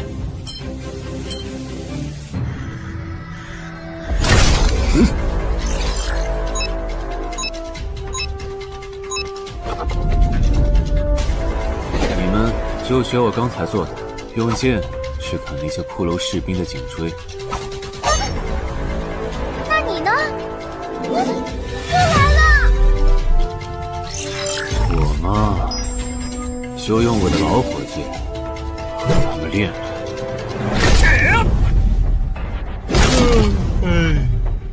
打完这批记得换班啊，老哥。好嘞。骷髅士兵不刷新了，看来并不是无限的。好消息是新人的压力小了，坏消息是我这样的老手完成任务更难了。这周围的骷髅士兵被咱们刷光了，换地方吧。受伤的人往后退，剩下的2人一组，交替清理从地里爬出来的骷髅士兵。再战40分钟，大家就可以回家了。好，亏我之前以为当冒险者有多难，结果就这儿啊！是啊，这些骷髅根本就没有那个老手渲染的那么危险。等这次结束，你也是个有名的冒险者。这些骷髅虽然弱，可不代表这地下城难度低。正相反，骷髅越弱，越说明地下城有极厉害的 BOSS。更让我烦的是，这地下城怪物也太少了。虽然我以老弱不宜参战为由，劝退了近半的冒险者，但是分到我这的怪物才4个。最后10分钟，这地下城难度肯定飙上。要是接下来10分钟都没有新的骷髅士兵刷出来，我就得自己想法子凑够剩下的6个骷髅士兵了。脱离任务做完了？嗯。你呢？还差几个？8个。把机会都让给他了吗？那你先回去吧，我们继续刷骷髅。等做完脱离任务以后，咱们3个在外面集合。10年来没有一个人通关。不止如此，这个地下城的幸存者们也非常奇怪，几乎所有的都是新人。怎么会有这么奇怪的地下城？正常不都是冒险者越强大生存率越高吗？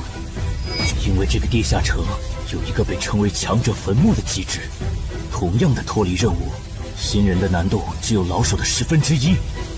当新人完成脱离任务离开的时候，实力远超冒险者的地下城 BOSS 会主动追杀冒险者。好多老手都栽在这机制上。周德，快点察觉到，这个地下城的本质是谁最先完成脱离任务，谁才能活下来的竞速比赛。好心的冒险者哥哥，护士姐姐，再见。拜拜。再见。等下遇到的骷髅士兵，我多分给你一点。你先完成脱离任务，和他在外面会合。好的。有人完成脱离任务出来了。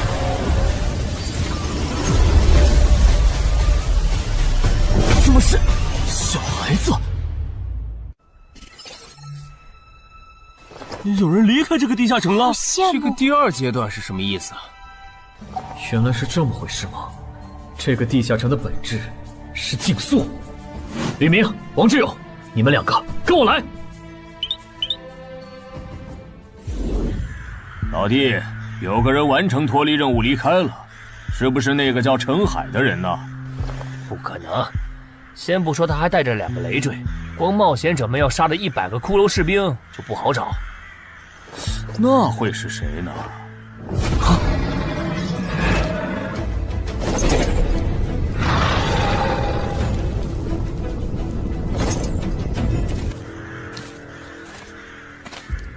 叫我们跟着他出来，都走这么远了，也不解释一下。如果遇到大群的骷髅士兵，咱们3就完了。闭嘴吧，他这么做肯定是有原因的，你没注意到吗？他是看到任务栏变更以后才叫我们出来的，恐怕他比我们更清楚这个地下城发生了什么。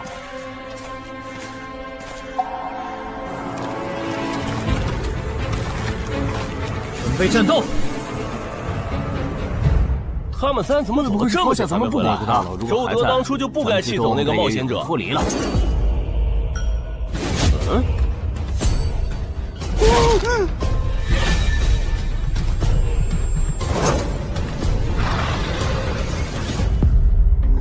周德、吕明，你们2个王八蛋，竟然拿我当挡箭牌，用完就丢！你们这2个小人！你还差几个？3个。那快了，我们再找些小股的骷髅士兵杀，应该能赶上。等等，不对劲，幸存者的数量在减少，营地那边出事了。说什么？陈海哥，这个阶段是什么意思啊？可能是难度提升，接下来会出现更强的怪物的意思吧？这个你别管。你的脱离任务做到哪儿了？我看看啊，陈海哥出事了，其他人都死了，现在只剩4个幸存者了。什么？左2，右2，去左。都说了，是这个地下城的 BOSS 降临了，要想活命，必须就地折返。在 BOSS 找到我们之前，完成脱离任务。别开玩笑了，就咱们2个人，怎么可能在那么多骷髅士兵的围攻下完成脱离任务？王志勇在的时候都做不到。听不懂人话吗？我们已经没有时间去找骷髅士兵了。还差右2。剑锋，救我！你好了吗？马上！陈海哥，好了。常先留下，你先走。可是，撤下！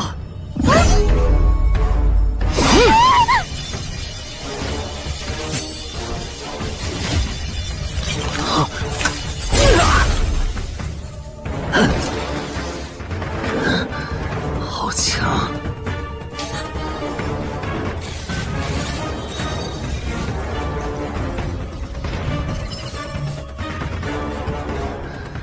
明白了吗？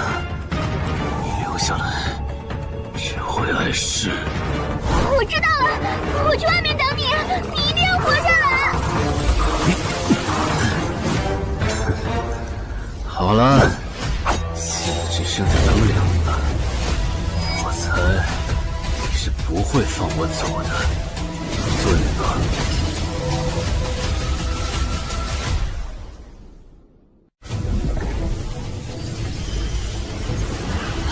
是护士姐姐，对面还有幸存者吗？有，但是陈海先生他……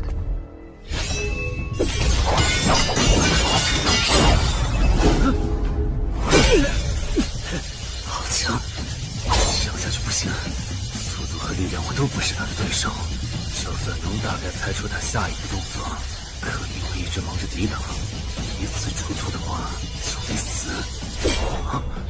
要走！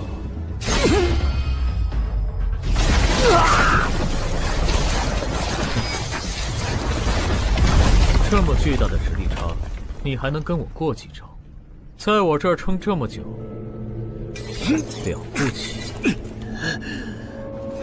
好像在跟我说话。不对，现在不是该思考这些的时候。想一想，再想一下，到底该怎么做，我才能活下来？没戏了，把这边的情况汇总给漳州吧。就说云霄市医院地下城暴走事件，17名普通市民卷入，仅2名幸存，3名低等级冒险者卷入，无一生还。你在说什么？不是还没到时间吗？这才过去5分钟。就是。我能理解2位的心情，但是请不要再做不切实际的幻想了。这个地下城里的 BOSS， 就算是9级的我，也没有把握面对他能存活15分钟。你要等的人，哪怕是5级冒险者中的佼佼者，最多也就能坚持5分钟。你从地下城出来到现在都过去5分钟了，他还是没有脱离地下城，这意味着什么？你应该清楚吧？怎么这样？如果不是因为我们拖累了他的进度，护士姐姐，陈海先生肯定能活着离开这个地下城。都是因为我们。是啊，全都是因为你们。如果没有那个多管闲事的冒险者帮你俩完成脱离任务，周德才是最有可能活着离开这个地下城的人。我出去冷静一下，这2个新人的登记工作交给你了。那这个地下城入口怎么办？人都死光后，入口会在半小时内关闭，接着随机出现在世界某个地方。当然，如果你实在不放心，也可以盯到最后。好吧。你合格了。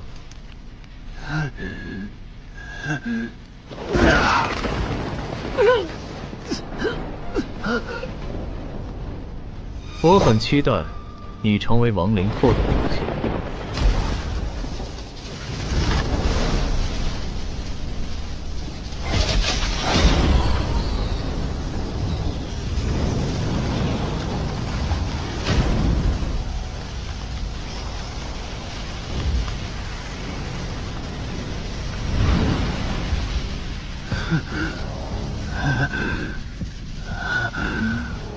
都赢了。对这个 BOSS 来说，完整的我更有价值。在他回来之前，只有死亡主宰的恩赐。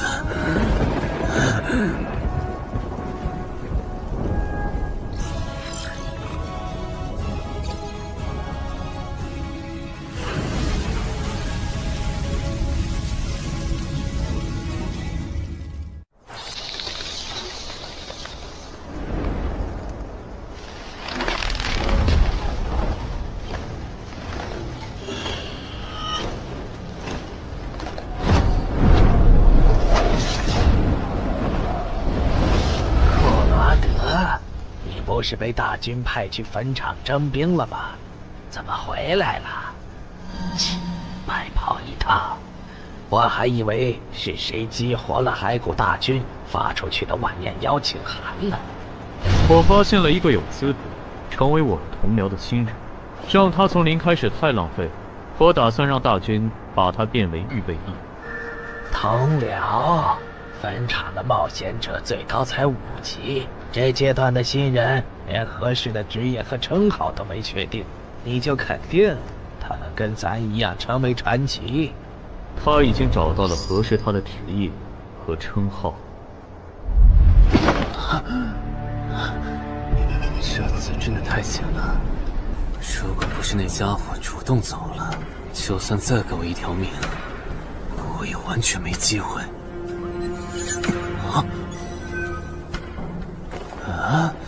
通关任务都显示完成了，为什么没有弹出来脱离选项？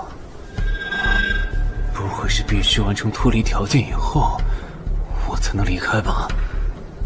在那个怪物意识到我没死之前，那得抓紧了。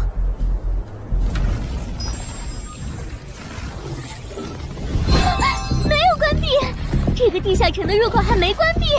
澄海先生还在战斗，他还活着。我去找上科长。周德死在地下城里，他姐知道后一定会迁怒同期的幸存者。如果处理不当，上科长，怎么了？慌张成这个样子？那个地下城入口没有关闭，结束的时间明明已经到了，但是他还在。怎么可能？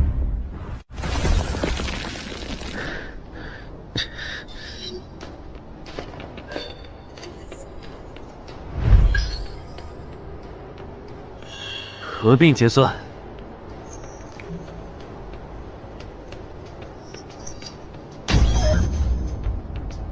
原来那个亡灵骑士叫库罗德呀。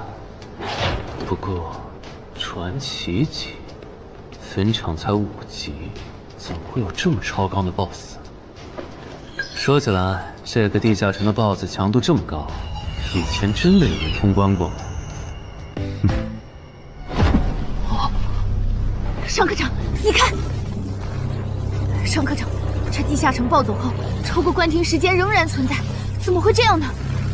有2个可能：一，被卷入地下城的冒险者完成了通关任务，但却没有完成脱离任务；二，地下城升级。一定是第一种，一定是。不可能的，坟场很早以前就已经被世界冒险者协会定义为几乎无法被攻略级的地下城了。相比有人通关，我更相信是地下城内部发生了什么变化，导致地下城升级。有人出来了！是澄海先生，真的是他！哎呀，你们都在啊！担心死我了！如果因为我的原因没能坟场竟然真的被他打通关了！一辈子的。那么严重呢？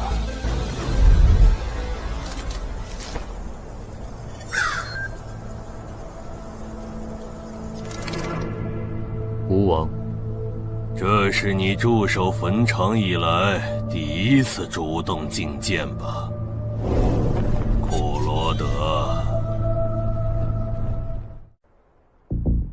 你知不知道，就在刚刚，你成为了全球首个通关坟场的冒险者。首通？我？对，你要火了。坟场这个地下城虽然等级很低，但是在冒险者圈子里很有名气。你首通的经历应该会吸引到很多资本和散人工会的招揽，当然也包括官方。啊，所以现在是招揽环节。是的，你在女妖之森和坟场的表现已经充分证明了你的潜力。像你这样的超级新人，整个冥省1年下来也不会超过10个。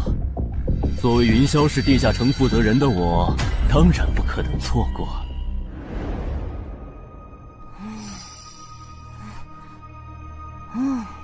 恩姐，你说那个叫双李的，是不是想抢走陈海哥的通关奖励啊？要不然他为啥要拉着陈海哥单独谈话？应该不至于吧？我可不会那么没品。而且5级地下城的通关奖励，我根本看不上，好吗？哼，那可不好说。你不需要，不代表你家亲戚不想要。这死小鬼！啊，别乱说。我们在里面聊的久，是因为在谈加入冒险者协会以后的待遇问题。不是吧，陈海哥，你要当公务员？哈哈，感觉你好像对冒险者协会意见蛮大的。那倒没有，我就是觉得像陈海哥你这样强的人，完全可以像王自健那样自立门户，没必要受协会的规章制度束缚。王自健是谁？是不死冒险者里的男主。不会吧？你明明是个冒险者，居然没看过这个吗？我是冒险者，和我看这书有什么必要联系吗？这个死小鬼！要不要告诉他们，这本书其实是我写的？你是陈亥？你真的是不死冒险者的作者陈亥？不会吧，不会吧，不会吧！如假包换，不信的话，我可以给你看我写到一半的《不死的冒险者2》的小说原稿。真的吗？啊，你怎么了？怎么感觉你受委屈了？陈海先生，你能不能不要加入冒险者协会？为什么？我以前听我哥和他朋友说过，那些加入官方的冒险者很多都后悔了。你哥有说是什么原因吗？没有，但我还记得他们谈话时的表情，非常的严肃，甚至还发生了激烈的争吵。这样吗？我会慎重考虑的，谢谢你为我考虑这么多。不，我才应该道谢。那个杀千刀的对我弟弟见死不救，你还把他放进来？双李，你是不是成了云霄市的负责人以后飘了，忘了自己是怎么上位的了？我没忘，我请他进协会不是为了护着他，他通关的地下城很特殊，过不了几天他就会被财团或大工会拉拢，好多事就不好办了。要是有潜力的成了官方冒险者，等他们跨过15级大关以后，到时候他们面临未知的危险，你是知道的。不行，那样太久了。他虽然有潜力，但不一定能突破15级变成传说。我要他下周就死。好吧，我知道了，那只能借刀杀人了。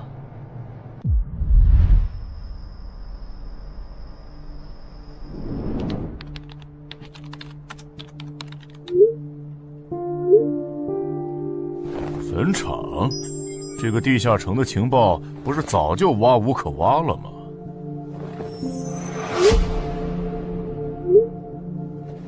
这样就可以了。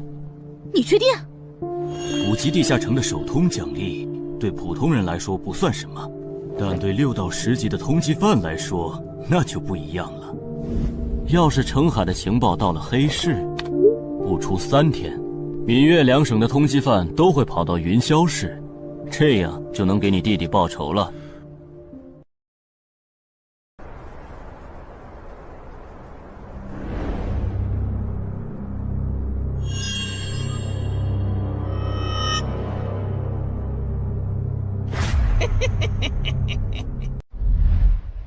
我的个人信息要3天后才能录入官方的冒险者系统吗？是的，我记得程先生你是东山人吧？要不我这边先给你安排一下暂住的酒店，这样你这几天就不用两边跑再折腾了。不用，刚好我要回东山办点事，那我3天后再来云霄。好的，好的，那咱们3天后再联系。前提是3天后你还活着。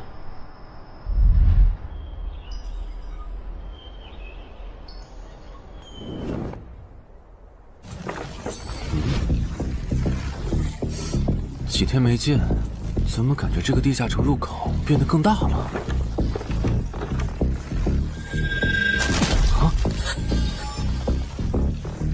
准入等级6级，也就是说，这个地下城的等级现在介于6到10级之间了。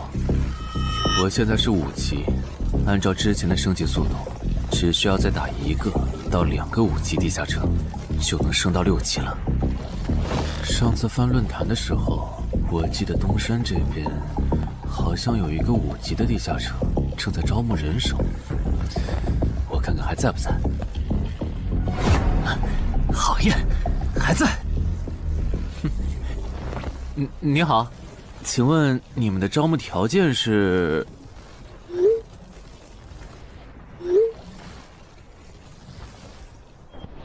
黑市金币？你问这个干嘛？我闲着没事翻论坛，发现论坛上的冒险者彼此之间做交易时，使用的货币不是现金。冒险者之间做交易，除了用地下城入口和掉落物，就是用黑市金币当货币。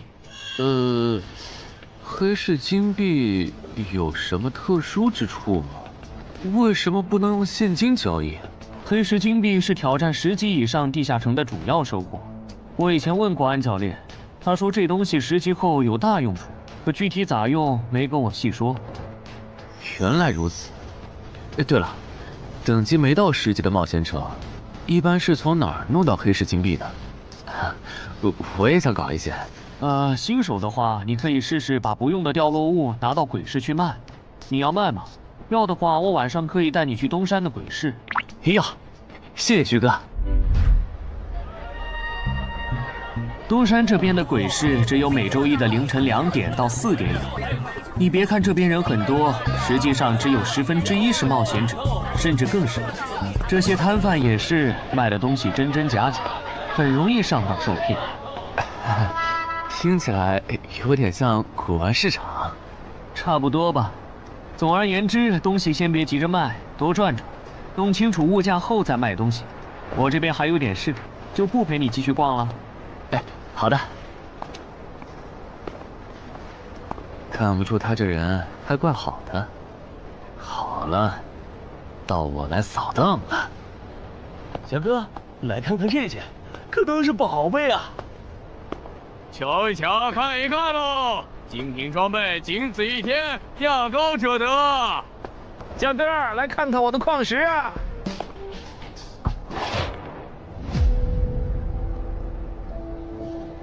看他求购的内容，这个人想要攻略的地下城，该不会是女妖之僧吧？这位小哥，你有我要的东西吗？如果是对付女妖的话，口琴和长剑应该可以。哈，有啊。你打算以什么价格收？我得先看看货，货好，价格都好说。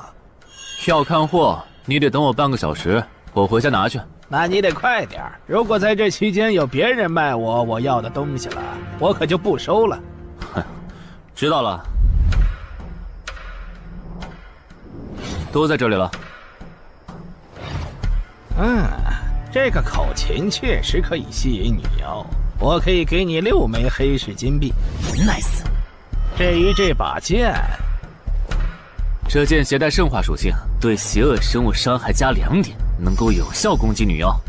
哦，有点意思。爷爷，你这把剑我可以给你8枚黑市金币，咱们加个微信吧。之后我这边如果再有需要，交易起来也方便。好啊，加好了。慢走啊！赚大发了！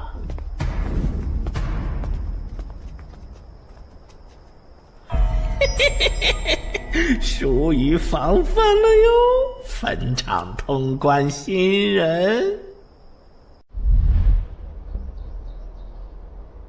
唉，都过去1个多小时了，那个叫四海为家的怎么还没来？算了，不等了。各位新老朋友，大家好，我是5级哥布林地穴地下城的入口拥有者搬砖小 C。我左手边这位是协会冒险者林女士。哟，本次攻略已在官方备案，大家可以不用担心秃鹫的问题。这边的3位大叔和我组队过3次，是实力和人品都很过硬的老手。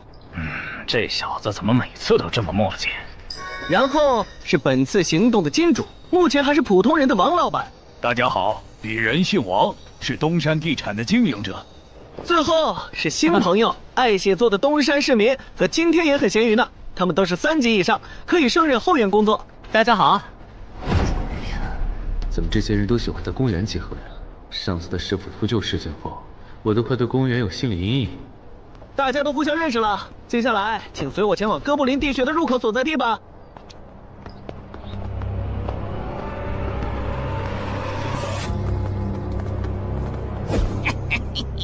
我就知道，他没用黑市金币购买装备，一定是用来换东山这边的低等级地下城的攻略门票了。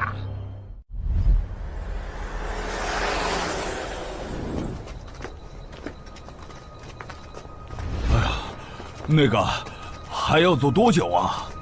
啊，快了，入口就在前面。小三，这入口你是怎么发现的？这也太偏了。不是我发现的，是本地的一位驴友发现，然后卖给我的。真的假的？这年头还有发现地下城入口以后自己不攻略，反而拿去换钱的傻子？因为哥布林地穴对新手来说太难了，当时发现这个入口的驴友不止1个，但最后完成脱离任务活下来的就只剩下1个人了。人家已经是冒险者了，这地下城在开放期又攻不下来，还不如卖了，换点能用的东西，剩下的钱分给死去同伴的家属。这选择挺合理的呀，不是吗？合理是合理，但我觉得事情应该没那么简单。喂，你这人真是的，咱们都合作好几次了，你还怀疑我？到了，形状、颜色、大小完全一致。没错，这个就是5级的地下城，风险评估过了，可以进。讨厌，这一下你放心了吧？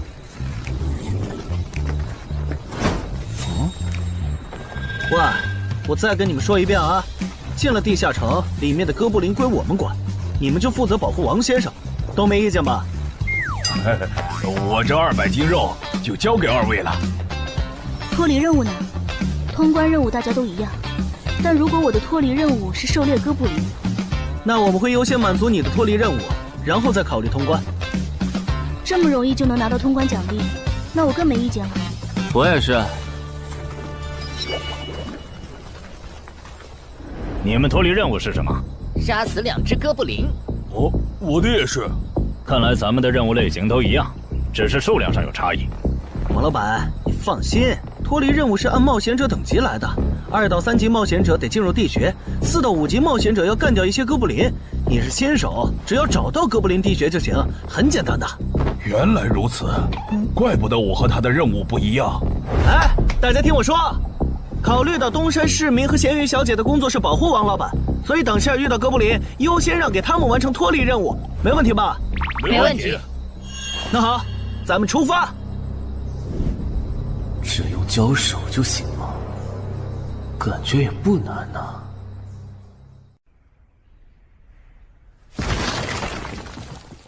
这个你不要吗？不要，你杀了吧。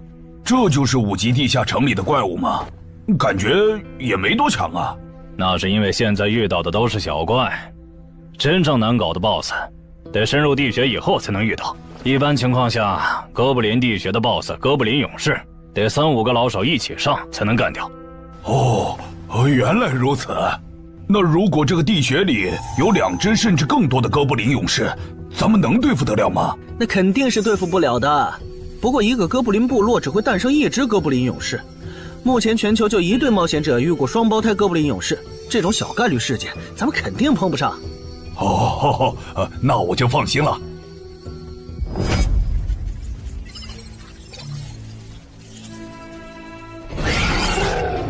速战速决，别让他们逃回去报信。麻烦了。啊？你指哪方面？从我们踏入地穴到现在，已经遭遇了4波哥布林，较明显，这地下城的小怪数量多得不正常。我们可能中大奖了。搞不明白你们这些富人究竟在想什么。你都这么有钱了，为什么还要成为冒险者？说来惭愧，鄙人成为冒险者主要是为了减肥。减肥？等等，减肥和成为冒险者有什么必然联系吗？这联系可大了。我特意托人问过，目前已知的职业里，有一种不需要锻炼，只要打坐消耗多余的体质，就可以不断变强的。你不觉得这种职业很适合我这种有钱，但是又下不了苦功去锻炼的人吗？花这么多钱竟然只是为了减肥，你们有钱人的世界真难懂。你们在聊什么？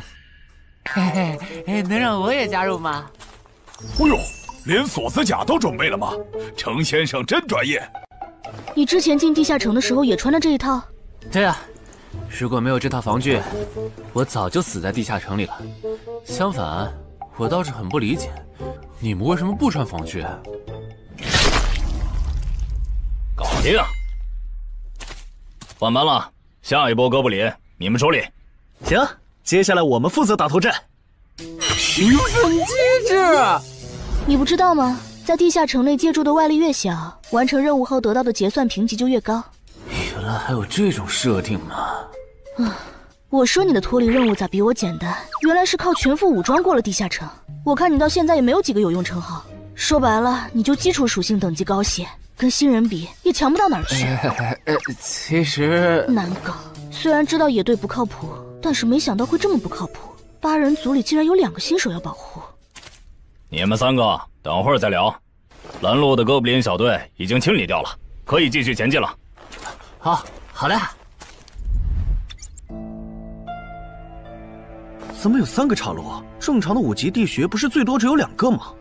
看来我之前的担忧没错，咱们遇到了 bug。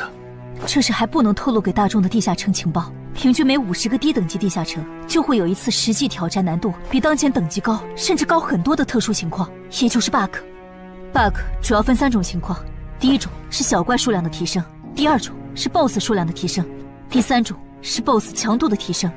比如我们现在遇到的按照他这个说法，就很接近第1种。我之前经历的地下城好像多多少少都有点问题。请问，出现 bug 的地下城，结算奖励会比平时多吗？这个要看地下城的实际攻略难度提升了多少。听说运气好，能出14、15级冒险者都眼馋的宝贝。所以，我们如果继续深入，可能会遭遇更多的哥布林。是的。听起来有点危险呢。要不这次就算了，咱们回去吧。反正我也成为冒险者了。不能回。这个地穴的哥布林数量虽然变多了，但 BOSS 的强度没变化呀。我们只要把 BOSS 解决了不就行了？只要速战速决，在大多数哥布林发现我们之前，找到并杀死这个地下城的 BOSS， 其实和正常通关没多大区别。BOSS 的强度没变化，只是你的猜测。要是 BOSS 强度大幅提高，无法快速击杀，等他的援兵一来，咱恐怕就得被困死在这地下城了。所以就要放弃啊？这点风险都不肯担，那还不如尽早转职当后勤算了。这是一点风险，情报不足就去挑战等级比自己高的地下城，简直就是找死。那个，要不这样好了，咱们举手表决，想要继续的留下，想退出的就原路返回。这主意行啊，2不耽误。来去自如，这你满意了吧？现在开始举手表决，要留下的举手。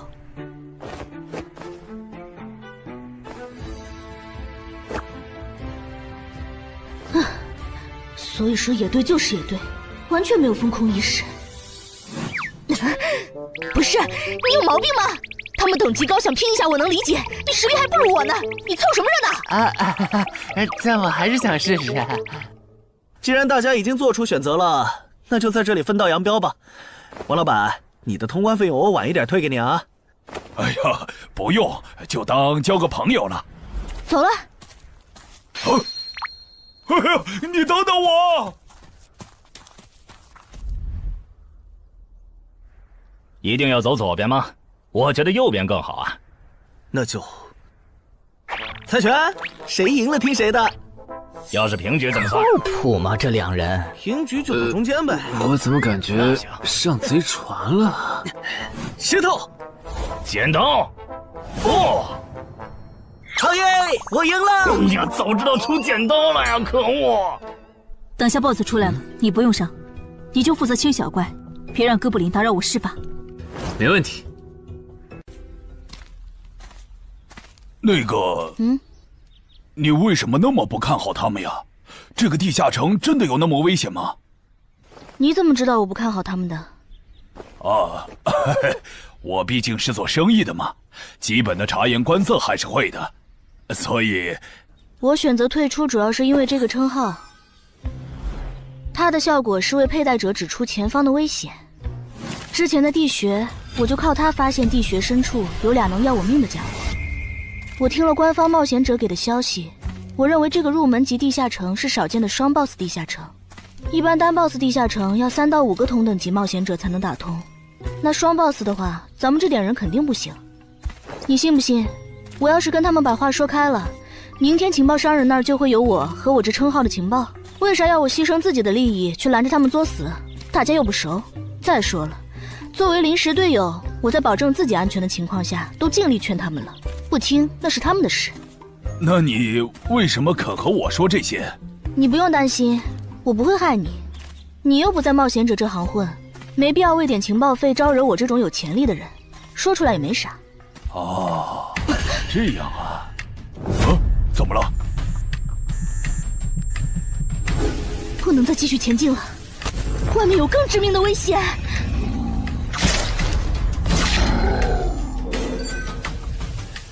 2级速能法术，烈焰爆！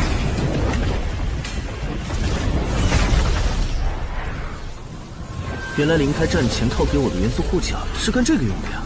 不愧是官方冒险者，虽然同为5级，但他的称号、职业、技能和装备都已经毕业了，而且还是最难凑齐的一套法系职业。干得漂亮！换班，下一波哥布林你们来处理。好的。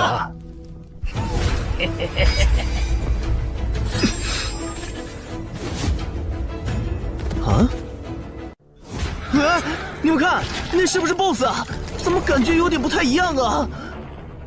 应该不是吧？这么矮，和哥布林勇士完全不沾边啊！等等，这是……大家小心，这确实是 BOSS， 只不过不是哥布林勇士，是哥布林萨满。给我冲！大家速战速决，在哥布林勇士出现以前结束战斗，不然我们就危险了。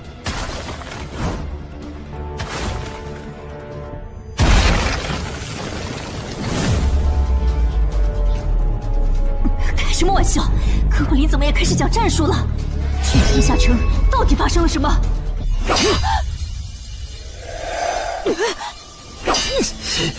快走！我来会会这家伙。林那边好像遇到麻烦了，你们出个人去帮忙。你在开玩笑吗？这么多哥布林，我们哪抽得出人手？快去帮他们呀！这边我一个人能行。可是，走啊！待在这儿，影响我发挥。我会尽快解决掉哥布林萨满，然后来帮你。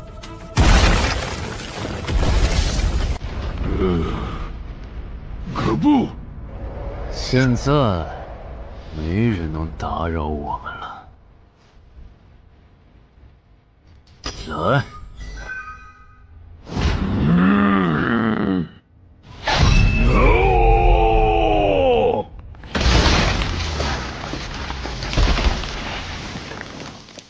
这个 BOSS 力量惊人，但太笨拙了。就算不用一步一杀，我应该也能躲过他的大部分攻击。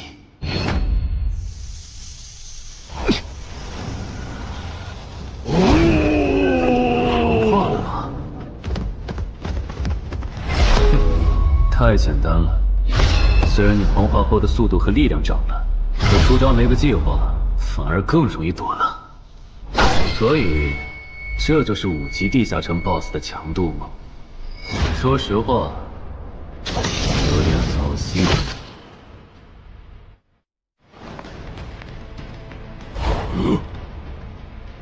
你这种程度，连当我的开胃前菜都不配。可不！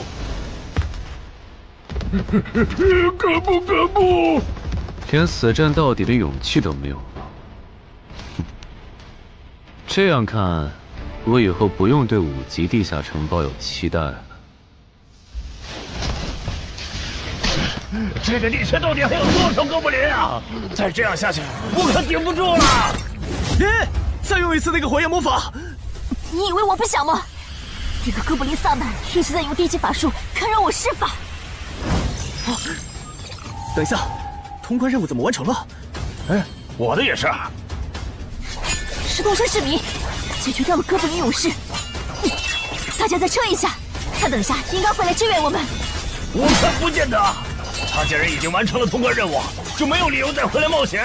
那咱们也撤吧，反正通关任务已经完成了。不行，如果我们不能一鼓作气杀死哥布林萨满，那撤退的路上我们会被他们耗到死的。您说的对，现在还不能撤，大家顶住！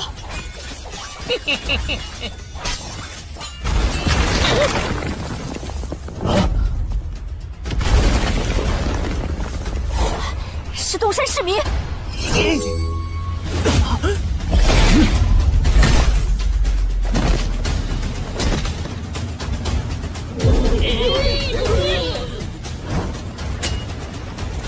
你从哪儿找来的大佬啊？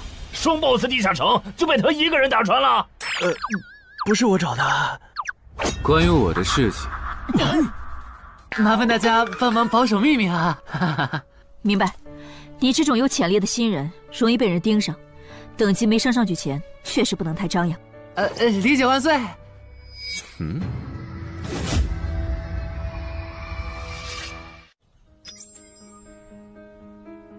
不能出去，外面有更致命的危险。啊，更致命的危险？就是有一个危险程度远比双 BOSS 大的冒险者守在外面，我们出去就会被杀。那怎么办？回去找其他人，说服他们一起抱团冲出去。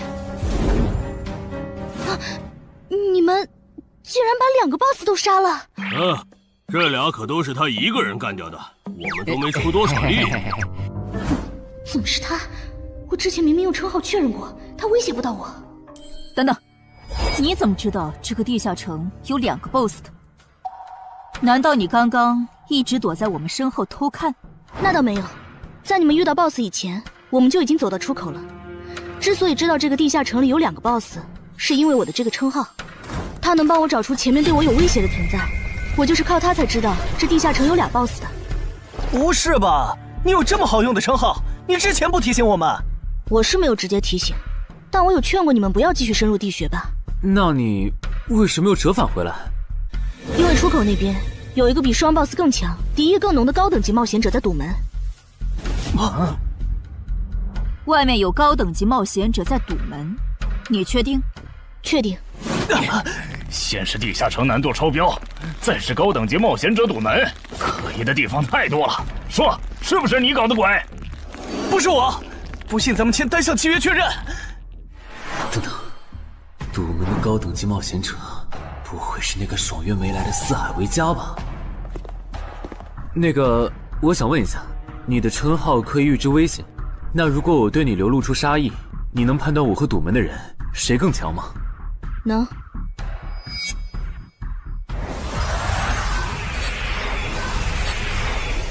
现在，我和外面的那个高等级冒险者，谁强？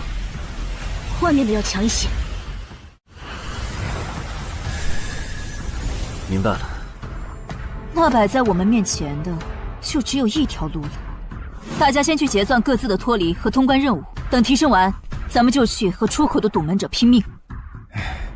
也只能这样了。早知道买这个地下城会出这么多事，我当时就不该手贱。事已至此，后悔也没用了。再说，咱们这么多人，未必打不过。这都多久了，怎么还没人出来？那个通关坟场的小子不会死里边了吧？你有没有兴趣？不好意思啊，我想再考虑一下。没想到第一次进入地下城，就让你遇到这种事，实在不好意思啊。结算出来了，这次没有掉入史诗级奇物，看来双 BOSS 的地下城难度也远不如坟场啊。感觉下一个地下城可以跳过6级，直接尝试7级了。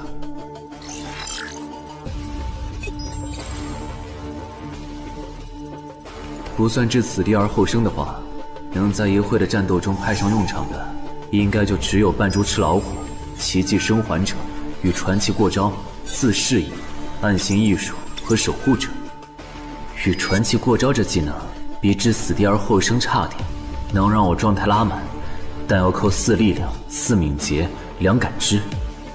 至于暗行艺术，应该适合扮猪吃老虎搭配，靠扮猪吃老虎走到目标的视野盲区，然后换暗行艺术逐渐接近目标，最后再切到置死地而后生，从而打出完美的偷袭。至于守护者，最合理的应该是依靠与传奇过招的感知加2，提前确定目标的下一步动作。要是目标跑去攻击别人，就切换称号守护者去阻拦他。围绕这2个称号展开的战术，感觉都还可以，但如果硬要选一个，还真不太好选。先瞅瞅新得的职业技能和奇物有啥效果，再决定下一步。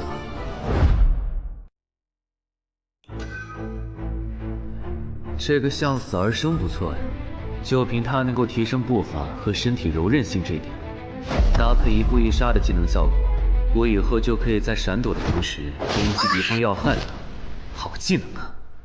还有这个假死技能，考虑到在现实世界，冒险者死后是不会产生掉落的，我完全可以利用这个技能装死，然后找机会偷袭反杀，兵不厌诈。只要那个堵门的不是脑子有毛病，非得跟尸体较劲，我就能狠狠地阴他一把。当然，这是万不得已的选择。要是可以的话，我肯定想光明正大的一比。哇，这次掉落的东西都很棒啊！骨笛、萨满旗帜和传承之书，以后去地下城就能有个哥布林跟班了。而且这个哥布林的秘药搭配上骨笛，运气好的话，能拉来一只哥布林勇士当打手。保险起见，我就不继续囤升级券了，先把战斗力拉到最高再说。我目前持有的奇物中，等级最高的就是这家伙了。把奇物升级券用在他身上，肯定是最优解。就这样，对传奇亡灵库罗德的头盔使用奇物升级券。只能升到史诗级。那算了，先用装备熔炼炉把这几个用不上的给熔炼了，看能出什么好东西，再决定奇物升级券用在哪儿。不是装备型的奇物不能熔炼吗？那我手里没用的装备，估计也熔不出啥好东西。没办法了，用奇物升级券提升被污染的名剑吧。使用奇物升级券。好酷的剑！头盔和武器确定了，那装备祈愿券就用在防具上吧，正好替换掉我买的锁子甲。厉害！这套铠甲穿起来比我之前用的锁子甲还轻便。东山市民，你那边完事了吗？差不多吧。你们整理完了吗？完事了，再给你们上一轮 buff，就可以出发了。你的装备好酷啊！这些都是你在这个地下那再等我一下，我招个怪物随从。啊！喂，别无视我呀！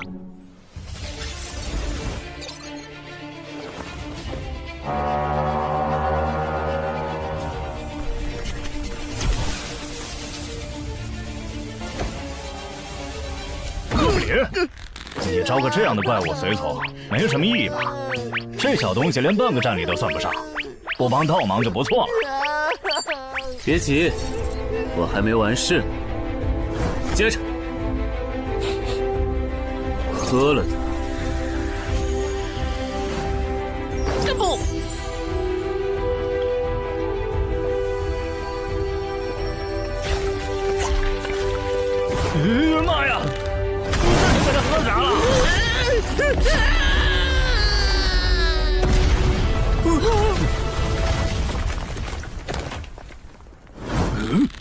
天哪，他变成 BOSS 了！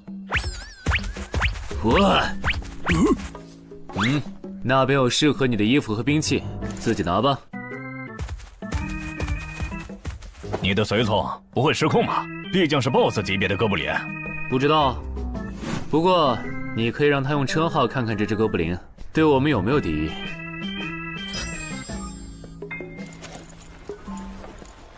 看了，他对我们没有恶意。那就好。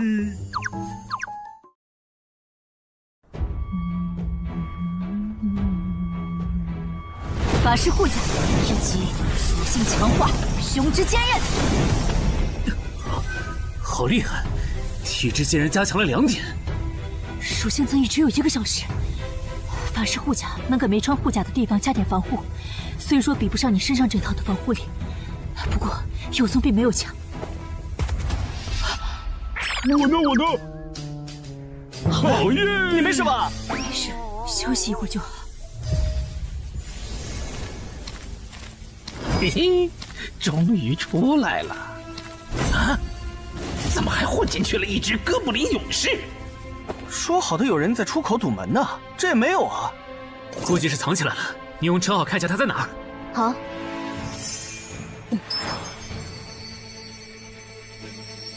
啊，找到了，他躲在1点钟方向最粗的那棵树后面。大家小心，他在入口前面放了很多捕兽夹，注意别踩到了。捕兽夹？哪里有捕兽夹？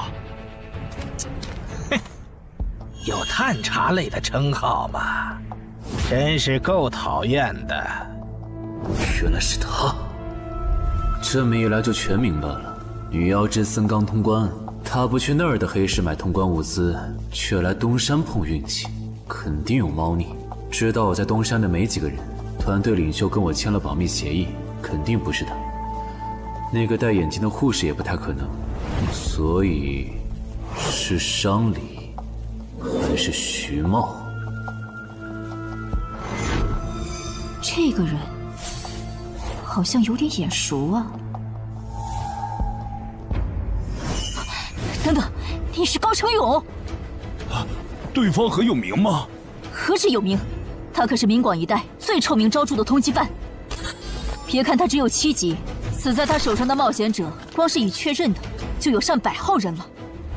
他不光是想抢别人的通关调度，还想刷出针对人类的称号，说不定现在已经刷出过量杀戮人类这个称号了。看来你很了解我吧？是协会的官方冒险者吗？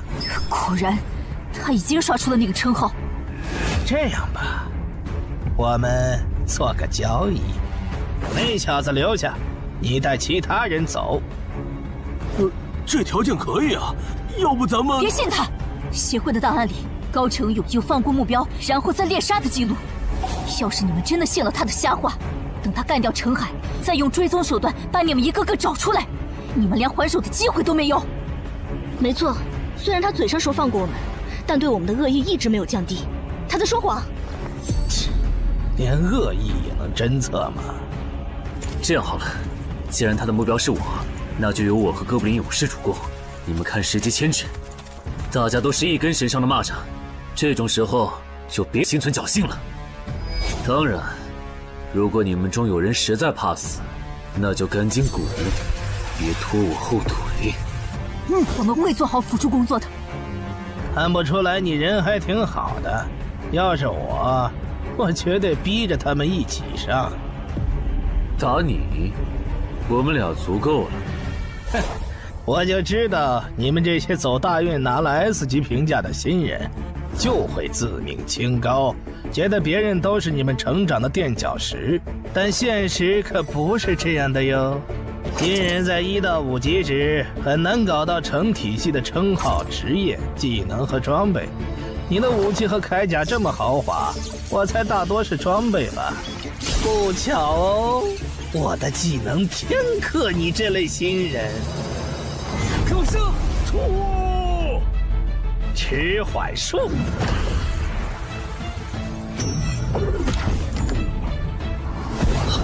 速度变慢了。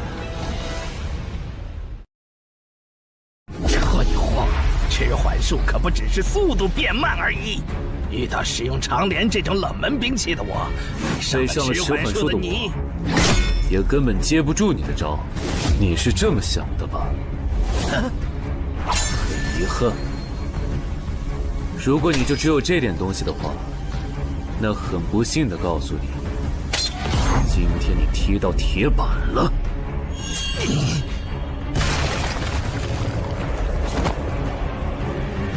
开什么玩笑！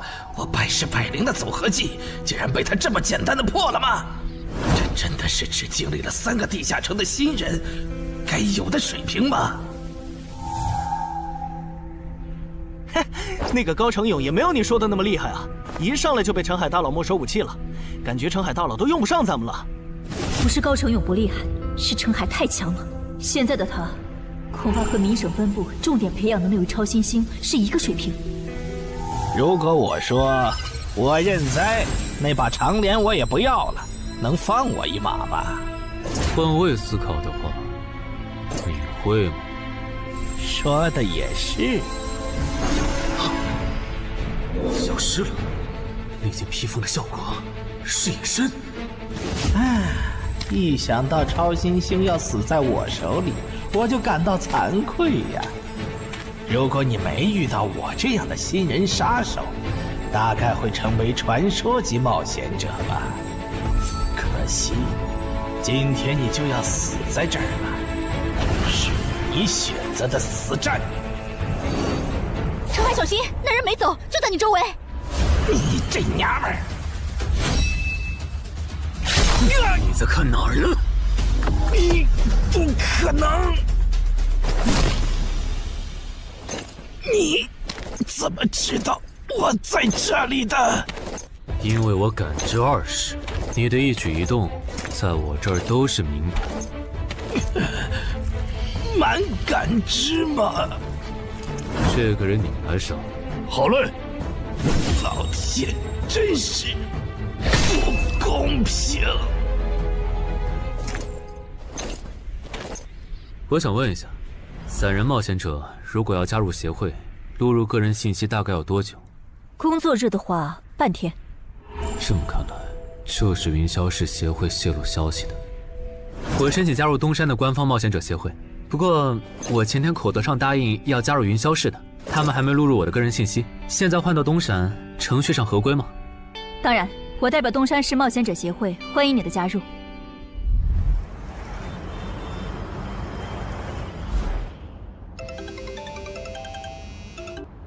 喂，我考虑了一下，还是决定不成为云霄市的官方冒险者了。为什么？你的个人信息明天就能录入进系统了，怎么又变卦了？哈，因为我刚刚除掉了一个 A 级通缉犯，叫高成勇。东山的冒险者协会知道后，邀请我成为本地的官方冒险者。这样嘛，也挺好，成为家乡的官方冒险者，做事会更方便一些。对，我也是这样想的。那我挂了。以后常联系。废物，都是废物！你那边说完了？说完了。哎，你怎么还没走？因为林姐也邀请我加入东山的冒险者协会了，等下要和你一起录入个人信息。这样啊？说实在的，你也被协会邀请加入，我都有点怀疑官方冒险者头衔的含金量了。我不就是在地下城的时候嘴了你几句吗？至于这么阴阳怪气吗？小心眼。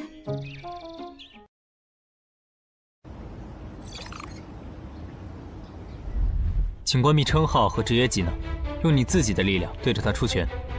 好。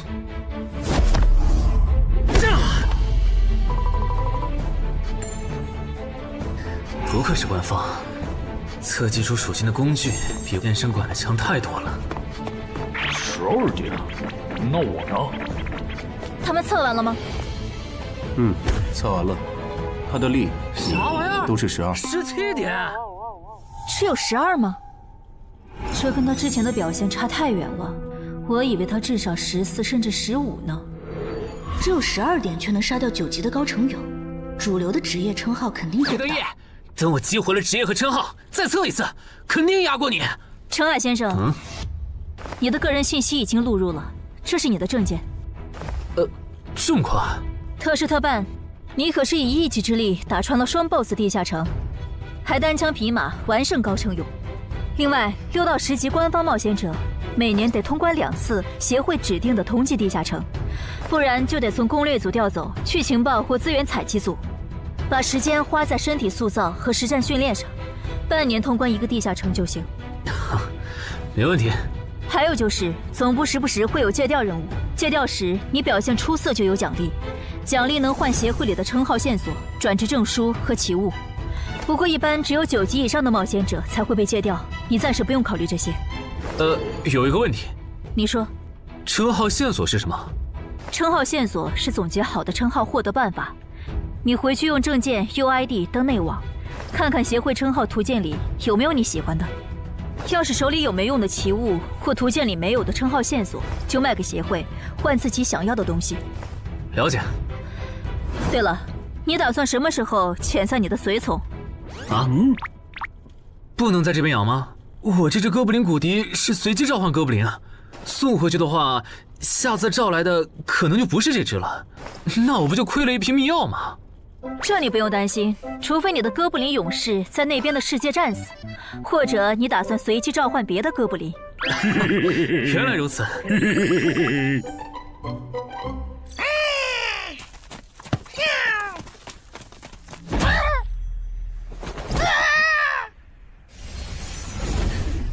跟我来吧，我带你们去认识一下同事们。好。大佬好，我叫梁家坤，是东山这边的冒险者候补，目前的力、米分别是。喂，你别每次见到厉害点的冒险者，都跟报菜名似的，把自己的力米数值甩出来啊，这样很得罪人的。哎，有什么关系嘛？我的数值总不可能比澄海大佬的还高吧？不，你的就是比他高。你是东山这边的入口管理者？在东山专家级地下城没打通前，干不了入口管理者的活。好，所以入口管理者另有其人是吧？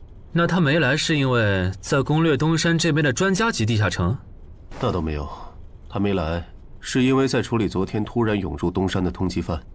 据说好像是因为东山市出现了坟场的通关者，那些人都是奔着他来的。这样吗？坟场那个老手坟墓啊，哟，那可是出了名的 bug 级地下城，能产出奇物升级券。啊！你们这样看我干什么？我说错话了吗？你还没意识到吗？意识到什么？那个，我就是坟场的通关者。什么？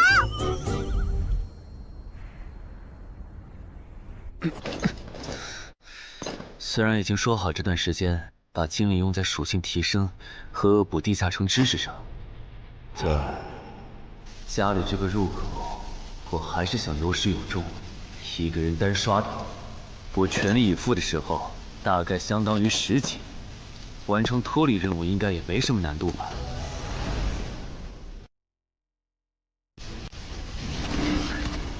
感觉也没怎么变。咦？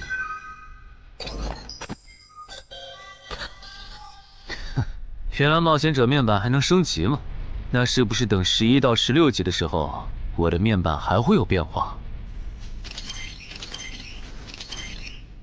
怎么感觉升到6级后的限制反而变多了？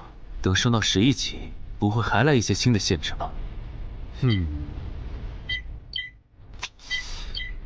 就先这样，搞定。账号弄完了，让我看看这次的脱离任务是什么。脱离任务从单选变成2选1了，这对不打算通关的冒险者来说倒是个好消息。不过，豺狼人，原来这片森林除了鱼人以外，还有别的怪物吗？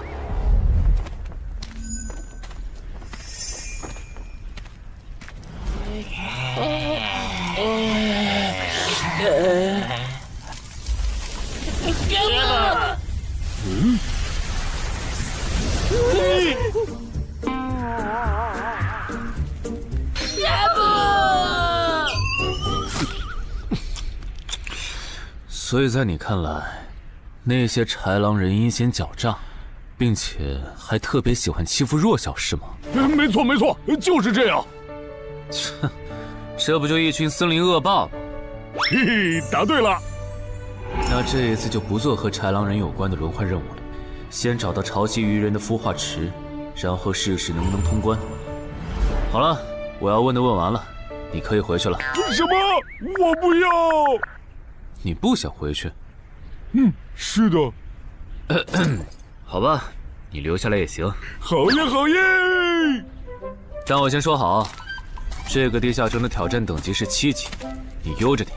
放心吧，我很强的。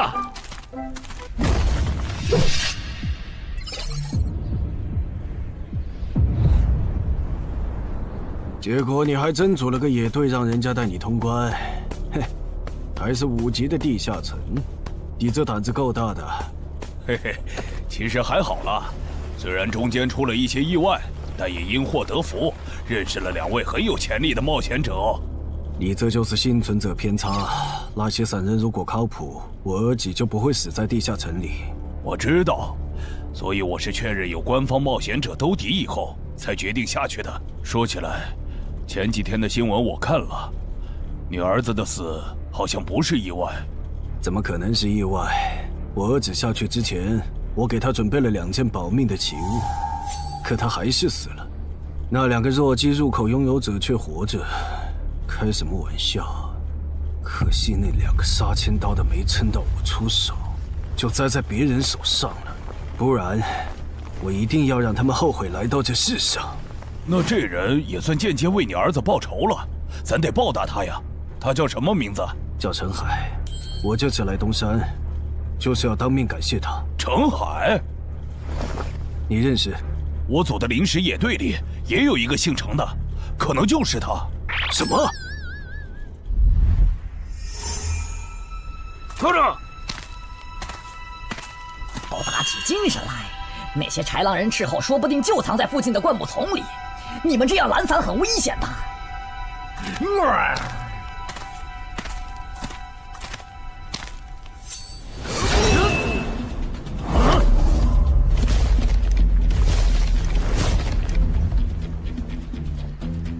话说，你会说他们的语言吗？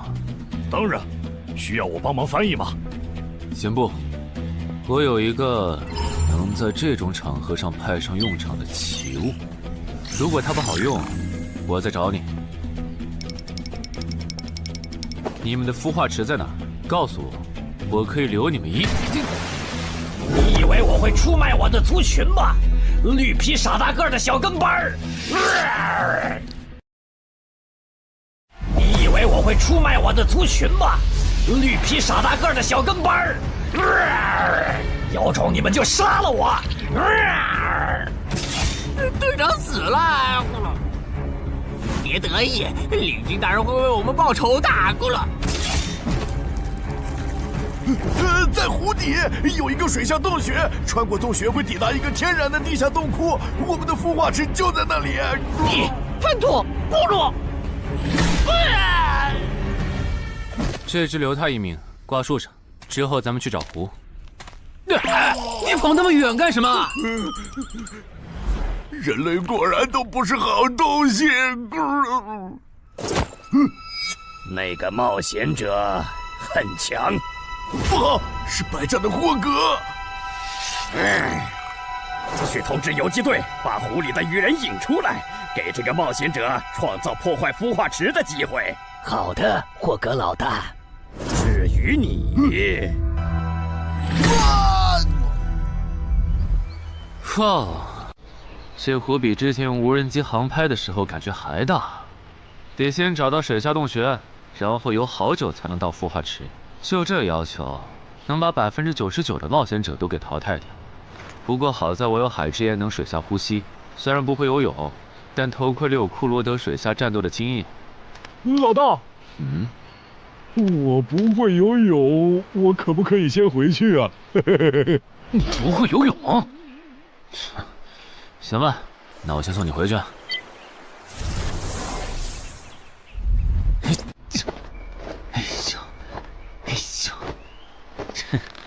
好了，热身完毕。出发了！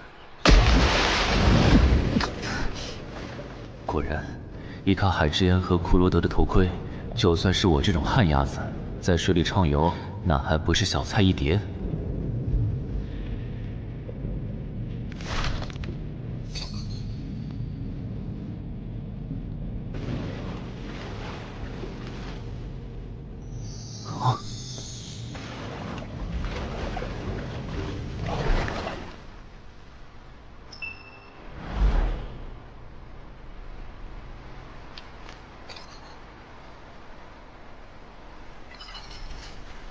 常驻脱离任务完成了，看来这里就是鱼人的孵化池了。但是，怎么没看到守卫？算了，不管出于什么原因，现在是通关的最好机会，这一点不会错。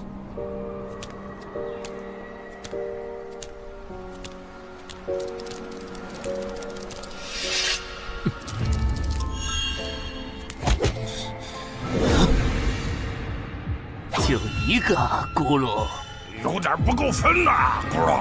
都过去这么久了，竟然还有不知死活的笨蛋想要捣毁孵化池，咕噜。是啊，不过没想到的是，这次来的竟然不是豺狼人，而是人类啊，咕噜。原来守卫一直藏在上面吗？1对4，他们应该不会给我穿装备的时间，用至死地而后生，速战速决吧。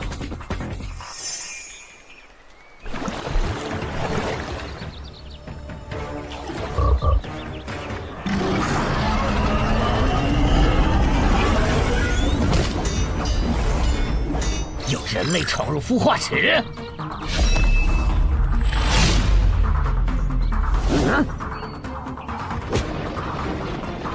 霍格老大，鱼人撤了，应该是湖里的鱼人哨兵发现那个人类冒险者了。派个机灵点的去湖边盯着，如果那个人类冒险者逃出来了，就通知我。好的，霍格老大。这几只守卫的强度比哥布林勇士高不少，他们应该就是这个地下城的 BOSS 吧。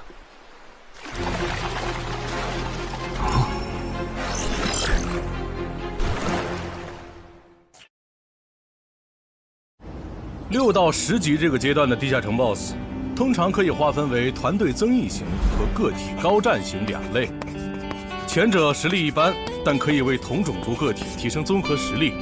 独狼面对这种类型的 BOSS， 几乎很难靠一己之力通关。每次上我的课，你不是翘课就是打哈欠，怎么？我的课有那么无聊吗？但你今天讲的内容之前不是讲过吗？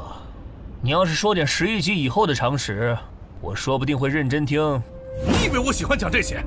还不是因为你们这些莽夫 ！CJ 的超新星不自大，不单人去调高等级地下城，就不会被 BOSS 弄死。公司也不会把我临时叫过来给你们突击补课了。什么？顺治死了？是啊，你这几天没上论坛吗？大家都吵翻天了，说他的死浪费了 CJ 对他的投资。哼，这我还真不知道，到底怎么回事？你快和我说说。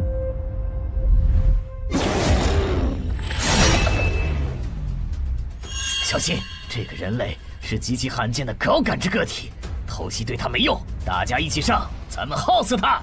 那个鱼人 BOSS 什么情况？都被我杀了这么多精英鱼人了，他怎么还在旁边观望？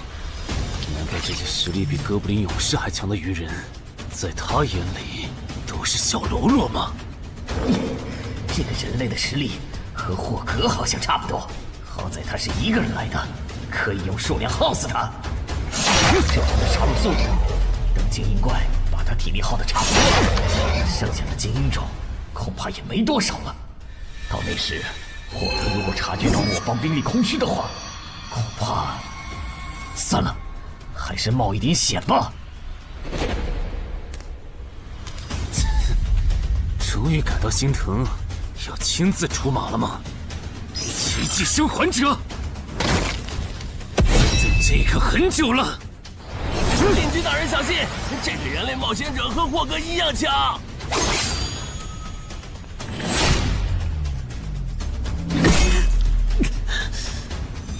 很好，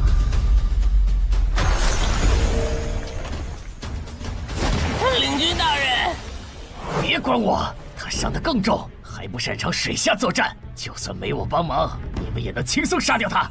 把脑袋给我带回来。是，领军大人。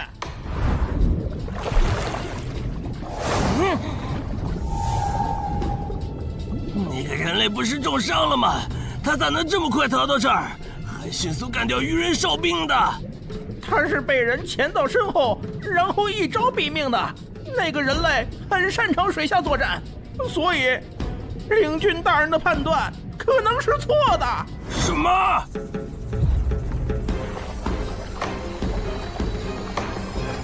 该死，总算活着逃出来了，多亏了这个奇迹生还者呀，不然我就得交代在这儿了。果然和我预想的一样，那个鱼人 BOSS 沉不住气，要是他再晚点，我就会被耗死了。怪不得团长说，独狼到了更高级的地下城会越来越吃力。一挑多肯定没胜算呢，看来我还是得找些厉害的队友了。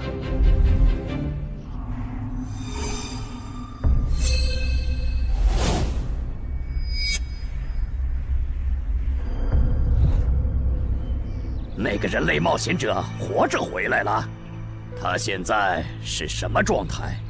我不敢靠得太近，怕被发现，但可以确定他伤得很重。嘿嘿，重伤的冒险者嘛。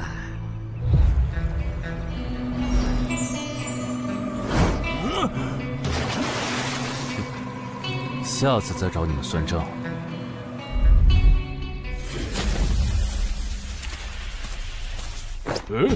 已经结束了。失败了，孵化池里的鱼人太多了，我一个人杀不完。我刚才翻了下你们的传承之书，如果你的战斗累积到一定场次，会升阶为更高等级的百战哥布林。以后你就用这把剑斩杀和你实力差不多的地下城怪物。等你成为了百战哥布林，这剑对你没啥用的时候再还给我。那您用什么？哼，我用这个。啊，对了，你以后得练一下游泳了。后面我还要再打一次这个地下城，到时你得出力。好吧。这一定是豺狼人干的。激活技能，与死亡共舞。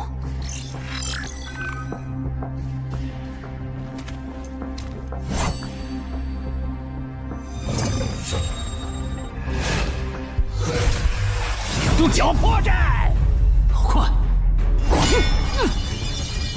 切！豺狼人，还好，为了以防万一，把感知拉到20，不然刚才这只豺狼人就得手了。切！这个人类不是受重伤了吗？可他刚才的动作根本就不是重伤之人能做出来的。他不会是在钓鱼吧？他跑了。不一定是逃跑，也可能是在示弱，引诱我们过去。那咱们还追吗？如果追过去的话，感觉很可能会进了他们的包围圈。算了，不追了。等找到足够强的队友，做了充分的准备以后，咱们再回来和他算账。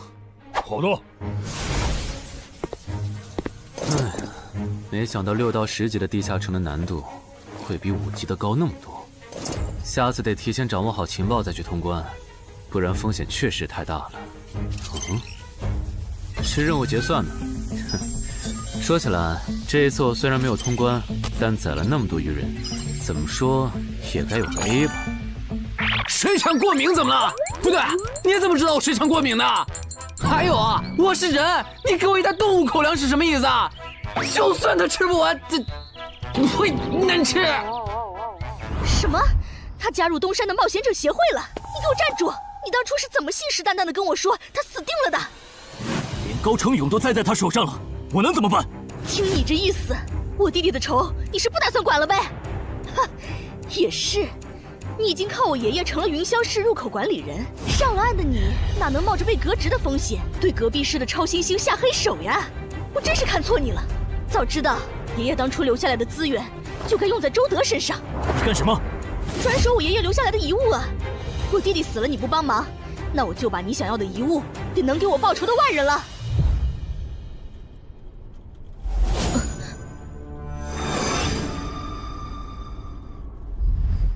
361、362、363。安然，黑市上出现了个你可能会感兴趣的悬赏。内容。有人用传说级冒险者的遗物作为奖品，悬赏东山市某位超新星的命。徐茂又惹到谁了？不是徐茂，但这个人咱们都认识。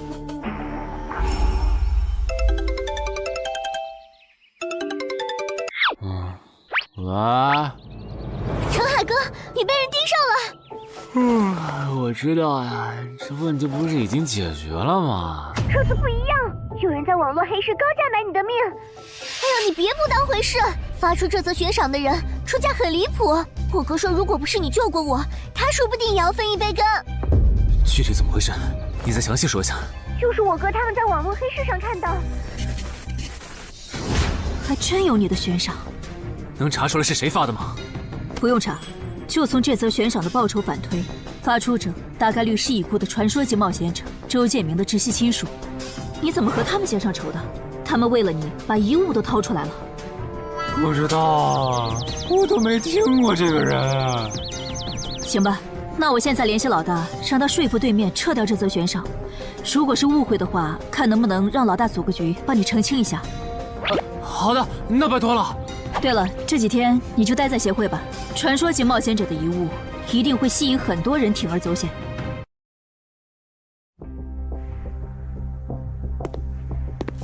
被人捷足先登了？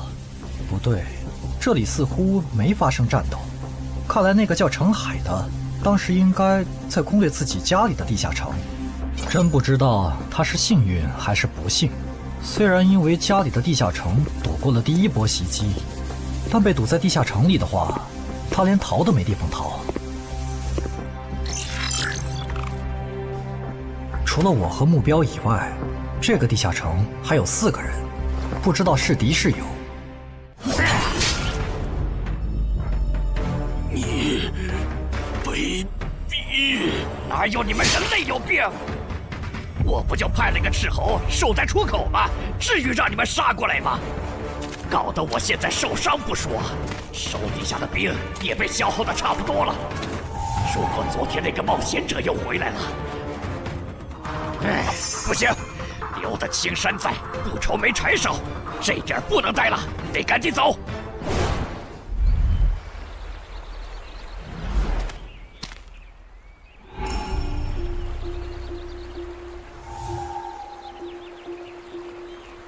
3个猎人，也就是说，目标那边顶多只有1个同伴吗？这么看的话，这个游戏变得更有意思了。安教练，你找我？对，程海被悬赏的事，你知道吧？知道。那正好，你给程海打个电话，如果他不知道自己被悬赏了，随便挑个6到10级地下城，邀请他和你一起打。剩下的不用我说，知道该怎么做了。徐茂打过来的，肯定因为悬赏的事。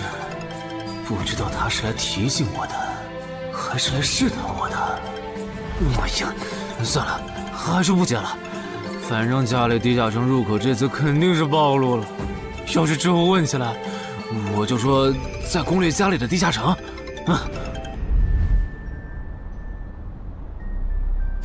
咱们来晚了，那个叫程海的，应该是被前面的人逼进这个地下城里了。我们还进去吗？进。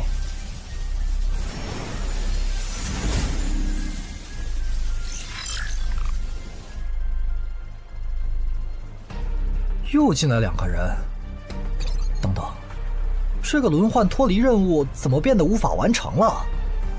难道说这个地下城的精英豺狼人已经被杀到不足5匹了？你好，那边的人让我问你，要不要一起开个会？那边的狂战士好像有事要跟咱们商量。也就是说，你和你的同伴是最先进入这个地下城的，程海不在这里。对。那我不明白了，你们没堵到人，为什么不离开，反而在这儿扎堆守着湖呢？因为我同伴的主职业是海兽祭司，他因为职业特性的原因，发现这个地下城刚刚诞生了一只英雄级鱼人，他想趁着对方还未成长起来，和他签订主仆契约。那你们呢？你们为什么不去做轮换脱离任务？因为我们进入地下城用无人机找程海的时候，只发现了守在湖边的他。等我们赶过来以后，他既不承认程海在湖里，又不肯交代他守在湖边不走的理由，那我们能怎么办？只能陪他在湖边耗喽。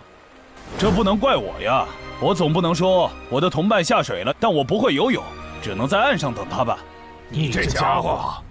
啊，我怎么了？先等一下，你们的事情我大概了解了，但这应该没有商量的必要吧？有必要。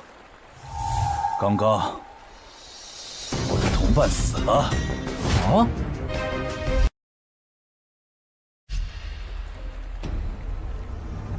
力量涌上来了。这样的食物外面有很多吗？除了偶尔出现的人类冒险者，附近的森林里还有一批豺狼人。很好，把他们带过来。现在恐怕不行，因为昨天和今天的冒险者已经把我们的兵力削弱到无法和豺狼人抗衡了。那需要多久？50个日升和日落。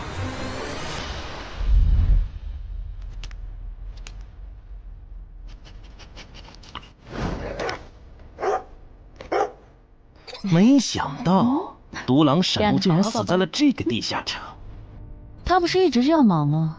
遇到克制自身的地下城，就会因为没有人帮他兜底而陨落。是这个道理，但这白痴为了断其他人的后路，单独猎杀豺狼人，结果把自己给玩死，是我没想到的。那我们之后怎么办？鱼人的孵化池大概率在水中，我们的职业和奇物都不适合在水下作战。完不成脱离任务的话，我们会被困在这个地下城的。这个地下城的最大挑战者数是15，除了我们和这个白痴以外，还有12个名额。只有其中有擅长水下作战或者能帮助我们完成脱离任务的，我们就能脱离。所以，回出口。我都说多少遍了，我的同伴是海兽祭司啊！这个职业的水下作战能力很强，以他的实力，不可能连逃回来都做不到。这个地下城绝对不正常。关键是现在要离开这个地下城，只能靠常驻脱离任务，这下麻烦了呀。回出口吧，排除掉那个搞崩了轮换任务的王八蛋，这个地下城还能再进7个人，说不定其他人里面就有能帮助我们完成脱离任务的。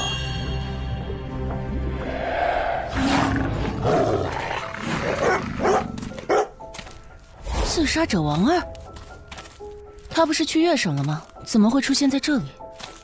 你们得手了？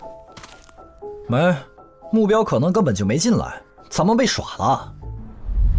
可以啊，海哥，我还是第一次听说有6级冒险者的悬赏金能和史诗级奇物挂钩的。这又不是什么值得骄傲的事，而且不管从哪个角度看，官方冒险者被公开悬赏这件事都太奇怪了吧？你这么一说，倒确实是。虽然冒险者适用的法律和普通人不太一样，但官方冒险者被公开悬赏这种事，我也是第一次见。因为悬赏的发起人很特殊，他是已故传说级冒险者周建明的孙女，而周建明就死在天门入口翻船事件中。好痛啊！上吧！所以，战死在天门的周建明的后人才会继承遗物，拥有诸多特权。对，又因为周建明的孙子死在了坟场，而你又救出了2个本不可能活着的一般市民，堵死了他弟弟的生路，所以周建明的孙女才会迁怒于你，想要你死的。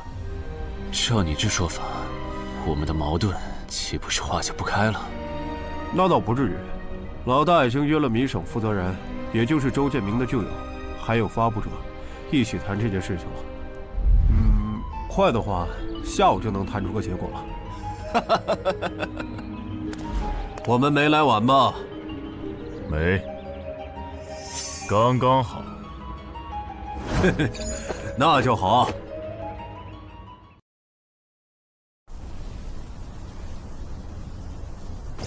啥情况？怎么进不去？刚刚那个人还可以的，不会刚好到我就满员不让进了吧？我觉得我们现在得团结起来，一起完成任务。话说，你们找到程海了没？他根本不在里面。啥？程海不在这个地下城？脱离任务需要下水才能完成？对，本来轮换任务不用下水的，现在任务推进不了，只能等入口翻转以后再进去了。关键是这片森林里的物资，可能不够我们撑到入口翻转的那一天。那怎么办？有人的物品栏里带了足量的食物和水吗？我可以高价收。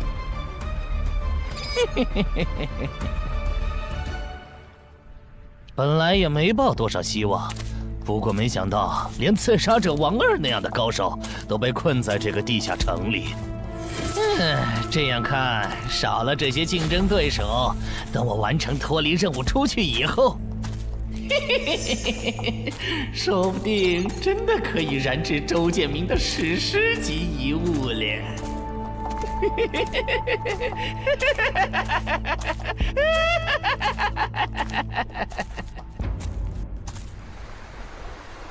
什么？有远方的鱼人部落派使者来拜访我们？是的，对方自称是寇涛鱼人的大祭司。大祭司？吞噬者大人，要和他见一面吗？见，不过以防万一，把放出去的鱼人都叫回来吧。寇涛鱼人吗？我还真挺想知道他是怎么找到我这里的。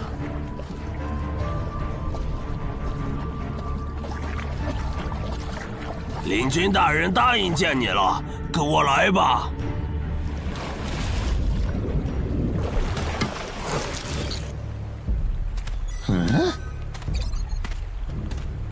这就完成脱离任务了，真是得来全不费功夫。你在看什么？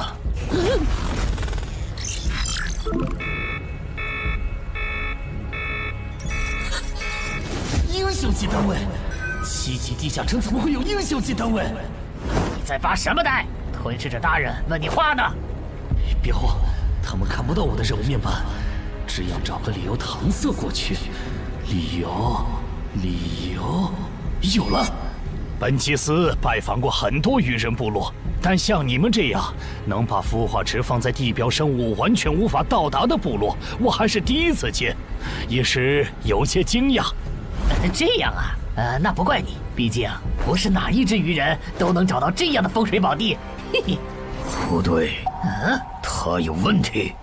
天赋不会说谎，打他出现在我视野里的那一刻开始，我的天赋就一直在提醒我，吃掉他，我还能再升一级。我的天赋是不会对同种族的鱼人同胞生效的，他根本就不是鱼人。如果不是那个叫程海的圣母心泛滥，我弟弟才是最有可能完成脱离的人。官方冒险者应急预案操作手册第4条，被卷入生存类地下城翻转拉人事件，需优先帮助弱势群体完成脱离任务。程海的操作完全合规，不是他的问题。但他那个时候还不是官方冒险者。周畅，你先别说话，我就问一个问题。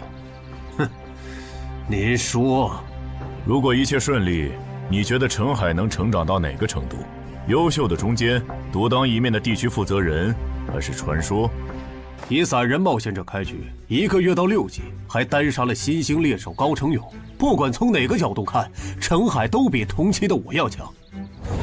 再结合他在坟场的表现，我觉得他至少都能胜任地区负责人，甚至有望冲击传说。好，那这事儿就这么算了。我这边稍后会督促华东委托集市的负责人下掉那则悬赏。黄伯伯，差不多得了。我之前看在建明哥的面子上，一直纵容你和你弟弟，但再怎么照顾也是有限度的。我们这一边的传说种子，可不能因为你的一己私怨而夭折。程凯哥，好消息！你的悬赏被撤掉了。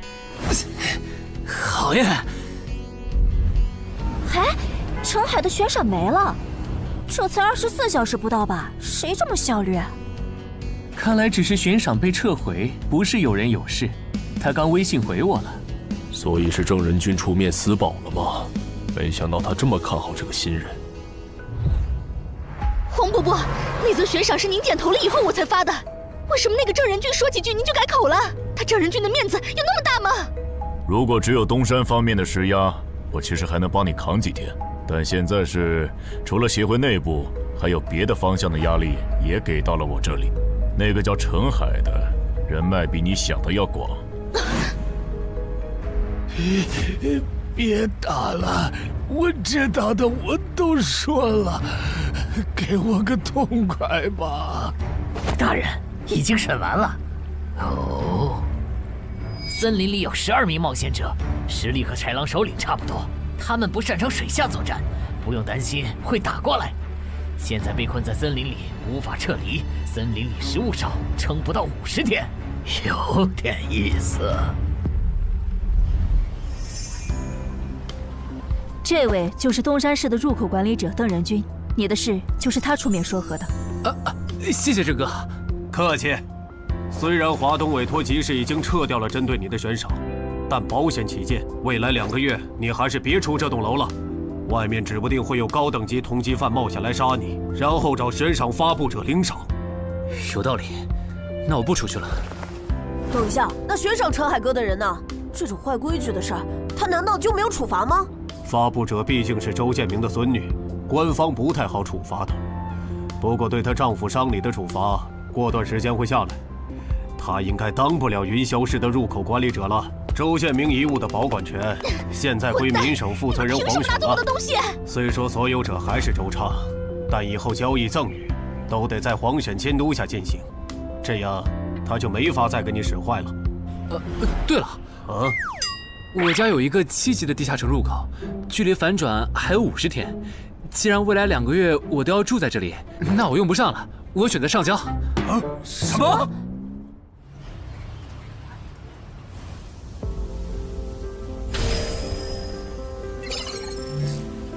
确实是6级到10级地下城，而且挑战人数已达上限，现在进不去了。哼，有意思。让后勤部过来安装几个微型摄像头，之后如果有人从这个地下城脱离，你就通知我。那澄海呢？按规章制度来。你隐瞒了地下城入口，违反官方冒险者的规定。不过念在你中途才进协会，又没培训过，就从轻发落。等你到9级时，多接1次协会例行任务就行。对于这个处罚标准，你能接受吗？能。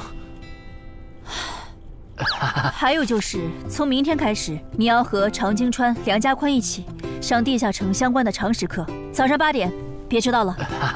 好。什么？他们还对你做了内部处罚？真过分！明明没有造成影响，而且澄海哥，你跟他们报备的时间也不算晚啊，为什么要处罚你？因为相关条例就是这样，而且他们的处罚程度也很轻，所以也还好吧。相比起来，我更担心那些进地下城的赏金猎人。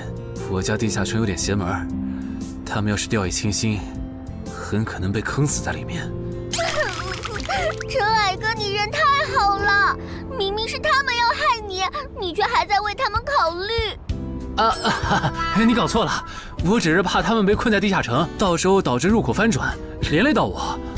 说起来，你刚才说除了东山冒险者协会和你哥哥所在的散人联合以外，还有其他人也在帮我施压。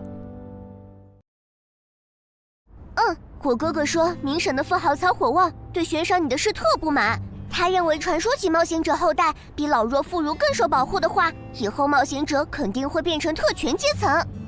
听说这事还惊动了华东地区的负责人，所以关于你的悬赏才会这么快被撤下来。好，那替我跟你哥哥道声谢，等风头过了，我做东，咱们一起吃个饭吧。曹火旺吗？一起吃饭。啊，小妹真是的，为了个不知道从哪儿冒出来的野小子，竟然让大哥你用掉了这些年积攒下来的人情。人家毕竟救了咱们妹妹，我这个做大哥的不能就这么看着。怎么又有电话？喂，我是乔火旺。你可能不认得我。没，我听朋友说了，是您出面施压，我的悬赏才会这么快被撤销的。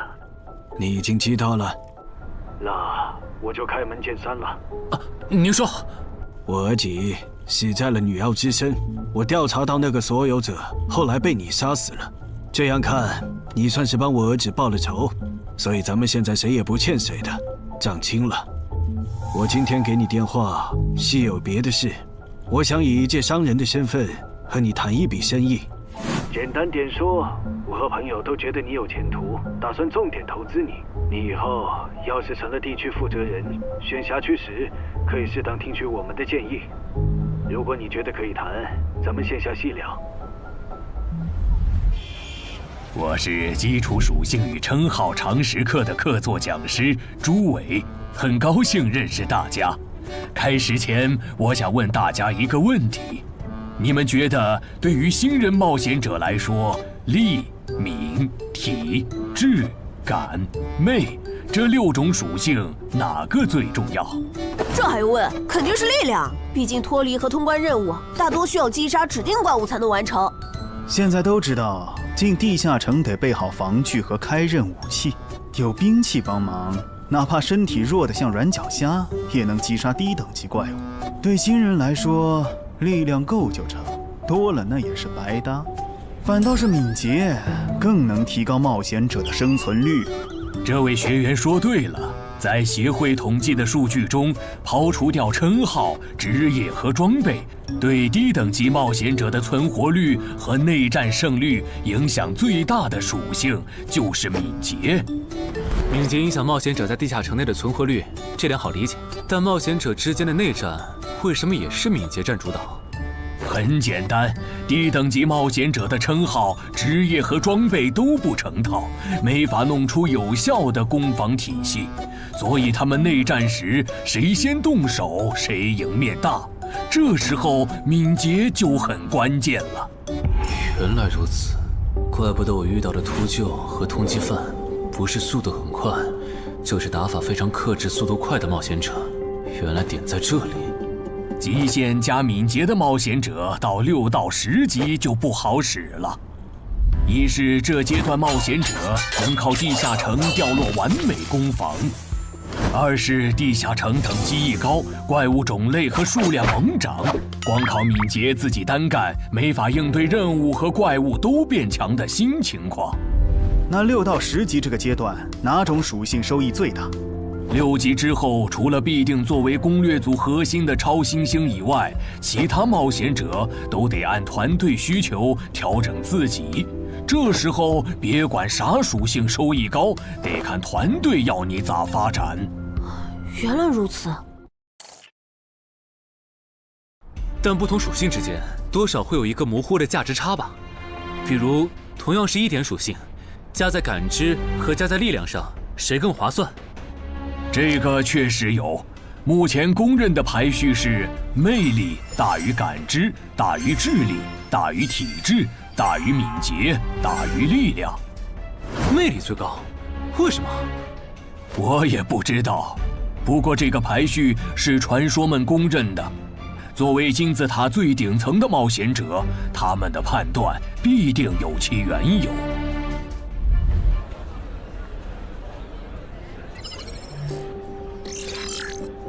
这英勇骑士转职成功，加1点魅力，还是隐藏职业。可我主职业就是近战，副职业再选同类，会不会最后效果1+1小于2啊？想什么呢？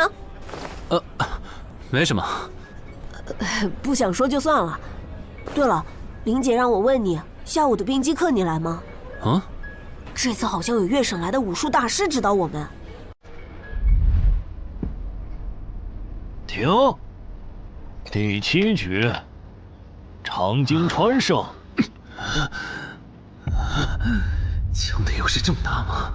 算上大人绷带的效果，我等于是被14-0了，关键他的速度没我快，体力也没我好啊。你已经连输7把了，还打吗？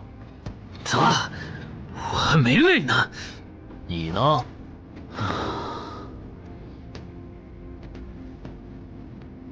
打。好，休息3分钟，然后继续。怎么感觉不用称号和职业技能的陈海哥表现还不如我啊？你说的没错，他做了个基础身体塑造就去女妖之3了，靠着地下城和坟场暴走事件成了华东新星。要是光论基本功，他确实比不上你。啊，这样吗？不过作为冰姬的门外汉，他的表现已经足够出色了。他现在已经能一步步跟上常京川的节奏，我估计5局之后，他应该就会开始赢了。停，第8局，常京川胜。开什么玩笑？这才10局不到，他就变得比梁家坤强了。他的智力到底有多高？根本就不是打法的问题。如果我的爆发力再强一点，刚才那一局说不定能赢。陈海，啊，下一局你用称号和职业技能吧。你确定？确定。我想更直观的感受我和超新星的差距。常京川亮称号了。什么？他们好像要来真的。行吧，老爷爷，你往旁边站一点，我怕待会儿打起来会碰到您。不用顾及我。好吧，那我尽量快点结束。置死地而后生，看起来好像是增加爆发力的称号。我准备好了，你先攻吗？不用。好，来吧，让我领教一下超新星的含金量。那你不要眨眼哦，现在的我可比之前快多了。好快！我出手更快！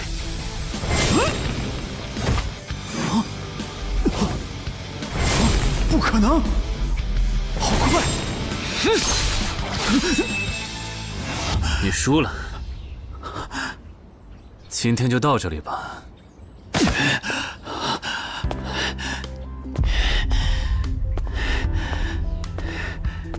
喂，我完事了，换班换班。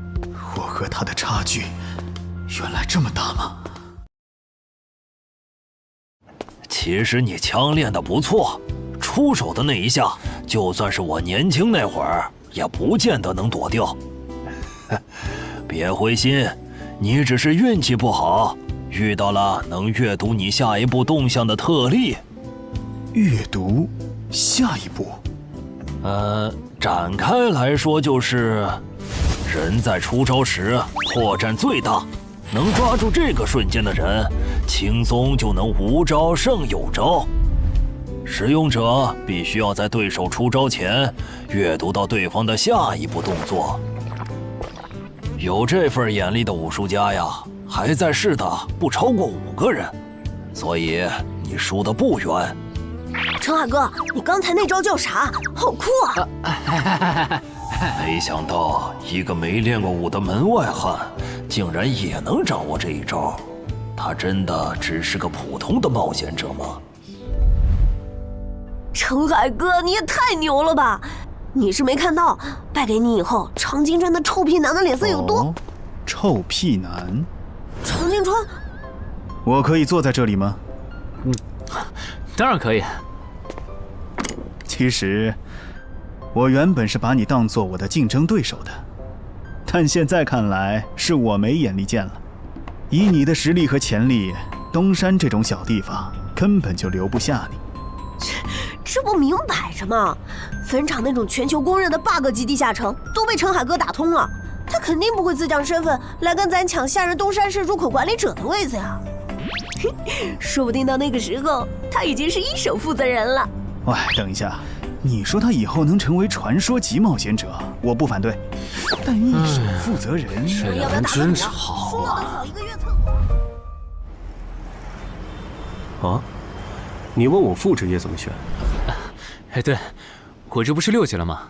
之前探索地下城的时候，发现冒险者面板升级了，除了在用的职业以外，我还可以再激活一个副职业。但我不知道副职业该怎么选，所以来问问你。这个在主副职业常识课上会讲。不过你既然问了，那我就简单说下。一般来说，冒险者主职业分常见和隐藏两种，常见职业很多，进阶方法也大都搞清楚了。你的主职业要是常见的，去内网一搜就知道和哪个副职业最配了。那如果主职业是隐藏职业呢？果然，你是隐藏职业。隐藏职业因其获取难度，目前协会只掌握了个别职业的最优路径，其余的就只能凭感觉来了。啊？凭感觉？那如果选错了，后续不就完蛋了？谁也打不过了呀？不一定。毕竟常规职业冒险者，就算是成为传说，实力也只能排到中等偏下这样。如果你真是隐藏职业，只要没选和主职业互拖后腿的副职业，那上限就不会低。说起来，有一些隐藏职业，甚至不需要副职业就能直指传说，甚至还是上位传说。这样吗？不过这种，就算在隐藏职业里也是非常稀有的，就像巴美尔的骑士。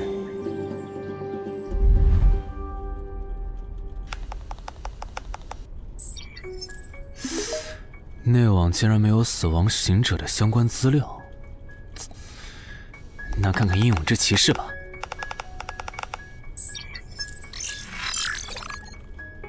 没想到我手通坟场得到的转职道具，竟然在全球冒险者圈子里被无数人追逐。看他们的评论，这个转职徽章除了挑战难度高的离谱以外，没有别的缺点，而且挑战次数也没有限制。那么只要转职成功，就必然能成为上位传说。嘿嘿嘿。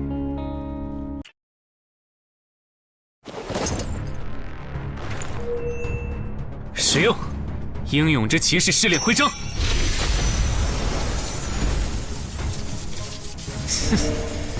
那么，出发吧。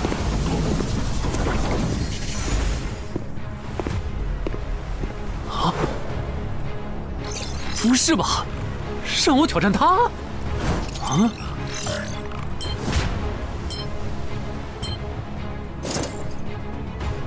直接开始了这个任务描述啥意思呀？是要撑过10分钟吗？还是用10分钟得到他的承认？啊！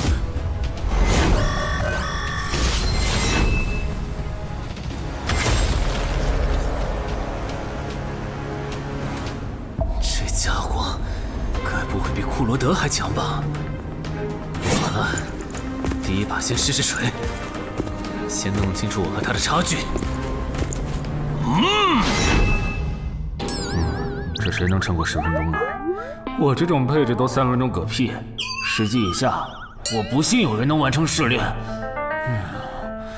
感觉得换个能保命的称号，但那样感知就不够18点，没法开一步一杀的隐藏效果。这么搞下来，说不定输得更厉害。等等，我不是还有那个吗？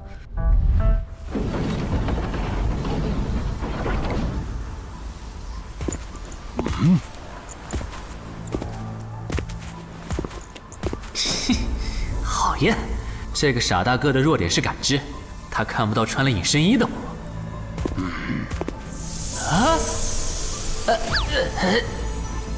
那是什么？丢！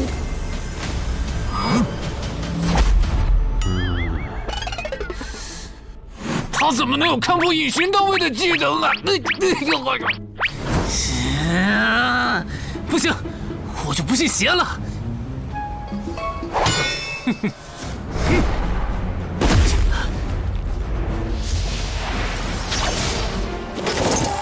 混蛋！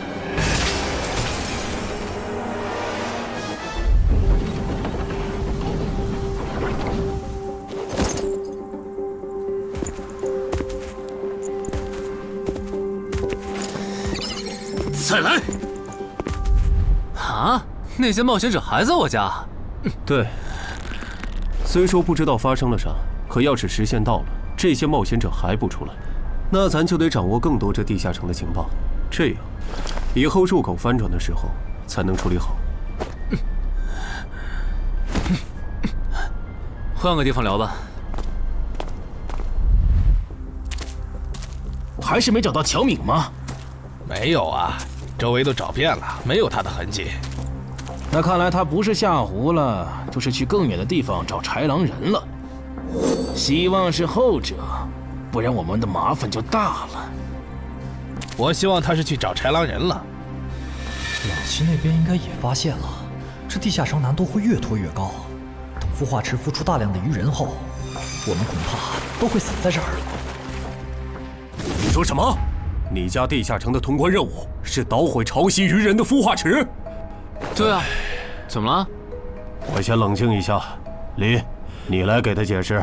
好，目前官方已公布的地下城翻转规则，你都知道哪些？基本上都知道。入口翻转后，攻方守方位置互换，我们这儿会变成鱼人需要攻略的地下城。没错。那你知道来咱们这边的地下城土著也需要满足指定条件才能回到他们的世界吗？什么？等等，你的意思是那些土著也会有脱离和通关任务？是的，而且绝大多数情况下，两边的脱离和通关任务会很接近。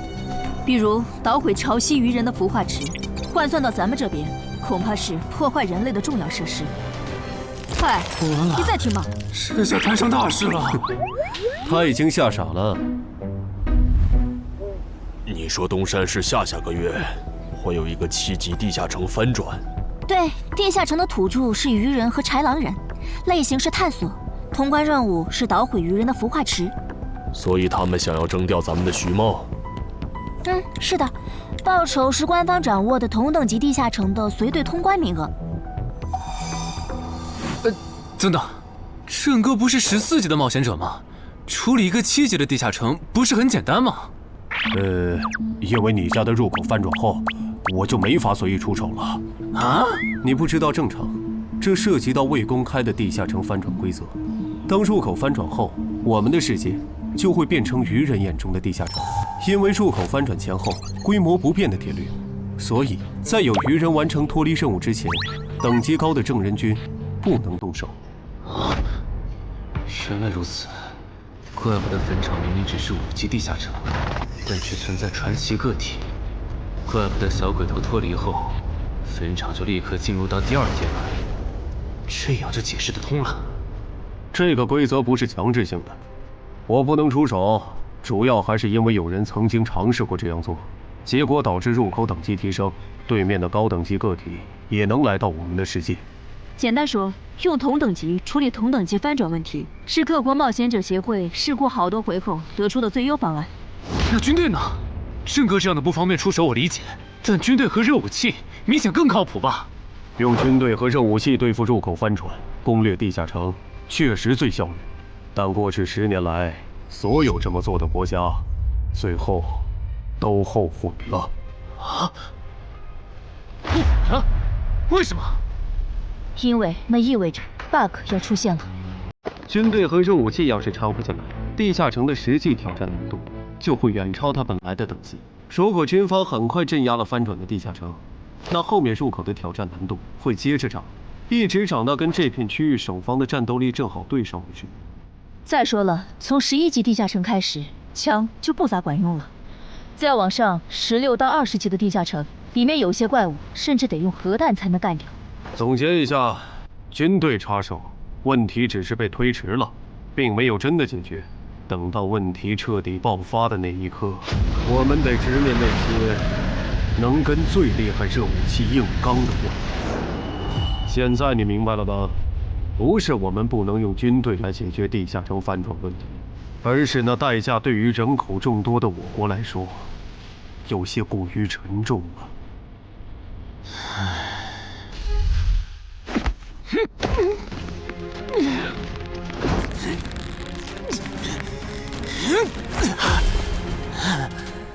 陈海哥这也太拼了吧！天天这么练，他身体遭得住吗？林姐没和你说吗？说什么？陈陈海家的地下城，下个月要翻转了。什么？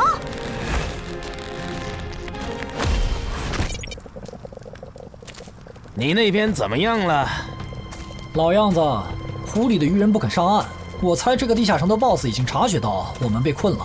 正常发展的话，那些鱼人应该会在最后几天发起总攻吧。其他人呢？他们怎么看？都蛮乐观的。乔敏的失踪并没有引起他们的警觉。唉，那这下不好办了。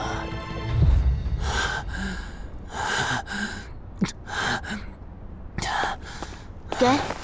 啊？今天周4，你不用上学吗？上啊！谁让有些人闯祸，把地下城入口给搞翻转了呢？想上都上不了。